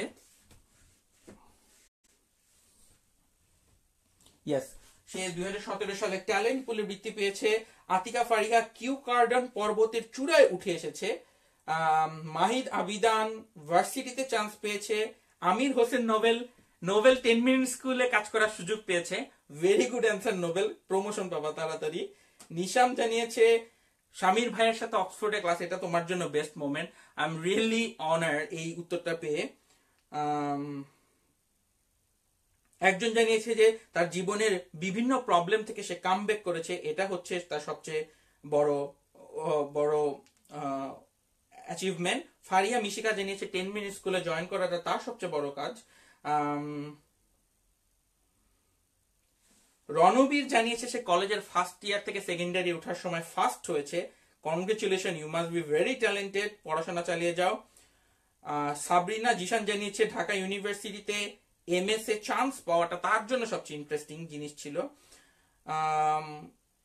মুশফিক খুব সুন্দর একটা কথা লিখেছে যে জীবনে সে প্রথমবারের মতো ব্লাড ডোনেট করেছে, এটা তার জন্য একটা মেমোরেবল মোমেন্ট ছিল। ওয়ান্ডারফুল। আমি তোমাদের প্রত্যেকটা কমেন্টের পড়ব এবং আমি প্রত্যেক বছর এই 31 ডিসেম্বর এসে আমার পুরো বছর সম্পর্কে একটা রিভিউ লিখি এবং বোঝার চেষ্টা করি এই বছর আমার জন্য সবচেয়ে সুন্দর মোমেন্ট কোনটা ছিল। আমি প্রথম ভেবেছিলাম আমার জন্য সবচেয়ে সুন্দর মোমেন্ট হবে যে আমি অক্সফোর্ড ইউনিভার্সিটিতে এসেছি, এখানে রিসার্চ করছি, জেনেটিক ইঞ্জিনিয়ারিং করতে পারতেছি, এটা আমার জন্য সবচেয়ে সুন্দর মোমেন্ট। বাট আমি আসলে গতকালকে রাত থেকে রিয়েলাইজ করছিলাম আমার জন্য সবচেয়ে সুন্দর মোমেন্ট হচ্ছে অক্সফোর্ডে আসার পরে বাংলাদেশে এরকম হাজার হাজার স্টুডেন্টের সাথে ক্লাস নেওয়া। আই থিঙ্ক এটা ইন্টারনেটের যুগে আমরা ফেসবুকের মার্ক জাকারবার্গ নিজেও হয়তো চিন্তা করতে পারবে না যে তার ফেসবুককে ব্যবহার করে মানুষ কত কিছু এরকম করে ফেলছে। এবং আই হোপ যে তোমরা আয়মান ভাইয়ার মতন মানুষ যারা এই 10 মিনিট স্কুলের সাথে কাজ করছে তাদের সাথে সবসময় উৎসাহ যোগাবে, আমাদের এই ভিডিওগুলোকে প্রতিনিয়ত তোমরাই তোমাদের বন্ধুদের কাছে জানাবে। অ্যাটলিস্ট 2018 সালে এমন 10 জন বন্ধুকে 10 মিনিট স্কুলের কথা জানাও যে এর আগে 10 মিনিট স্কুল সম্পর্কে জানতো না। তাহলে চিন্তা করো, তুমি যদি 10 জনকে জানাও 10 মিনিট স্কুলের পরিধি 10 গুণ বৃদ্ধি পাবে। এখন যদি আমাদের 10 লাখ মানুষ থাকে, আজকে থেকে 1 বছর পর 2018 শেষে হয়তো আমাদের সাথে এরপরে 10 গুণ বেশি মানুষ এসে যুক্ত হবে। এইভাবে কিন্তু আসলে টেকনোলজি আমাদেরকে এই শিক্ষাটাকে সব জায়গায় ছড়িয়ে দিতে সহায়তা করছে। থ্যাংক ইউ ভেরি মাচ যারা আজকের এই ক্লাসের শুরু থেকে শেষ পর্যন্ত আমার সাথে ছিলে। কিছু কিছু নাম আমি বারবার পড়ছিলাম, সাবরিনা, নিবির, এরকম কয়েকজন স্টুডেন্ট, তোমাদেরকে থ্যাংকস আ লট, যাতে করে এবং আমার ভবিষ্যতের ক্লাসগুলোতে তোমরা থাকার চেষ্টা করবে। তোমরা অনেক কষ্ট করে কমেন্ট করেছো, thank you very much. And this was a wonderful year for me. আমি 10 মিনিট স্কুলের সাথে ছিলাম, তোমাদের সাথে ছিলাম, এবং বছরের শুরুতে there can't be a better way to end this year than ending this with a live class for the favorite student of mine in Bangladesh. Thank you very much তোমরা যারা আমাদের সাথে এই পুরো বছরে ছিলে, আগামী বছরেও থাকবে। সবার জন্য happy new year 2018 in advance. আমার জন্য দোয়া করবে, এবং অক্সফোর্ড থেকে এবং বাংলাদেশের যে কোনো প্রান্ত থেকে তোমরা ক্লাস করছো না কেন, বা বিশ্বের যে প্রান্ত থেকে তোমরা বসে এই ভিডিওটা এখন দেখছো না কেন, তোমাদের জন্য আমাদের সবসময় একটাই কিন্তু মেসেজ থাকে, সেটা হচ্ছে never stop learning. Happy new year 2018।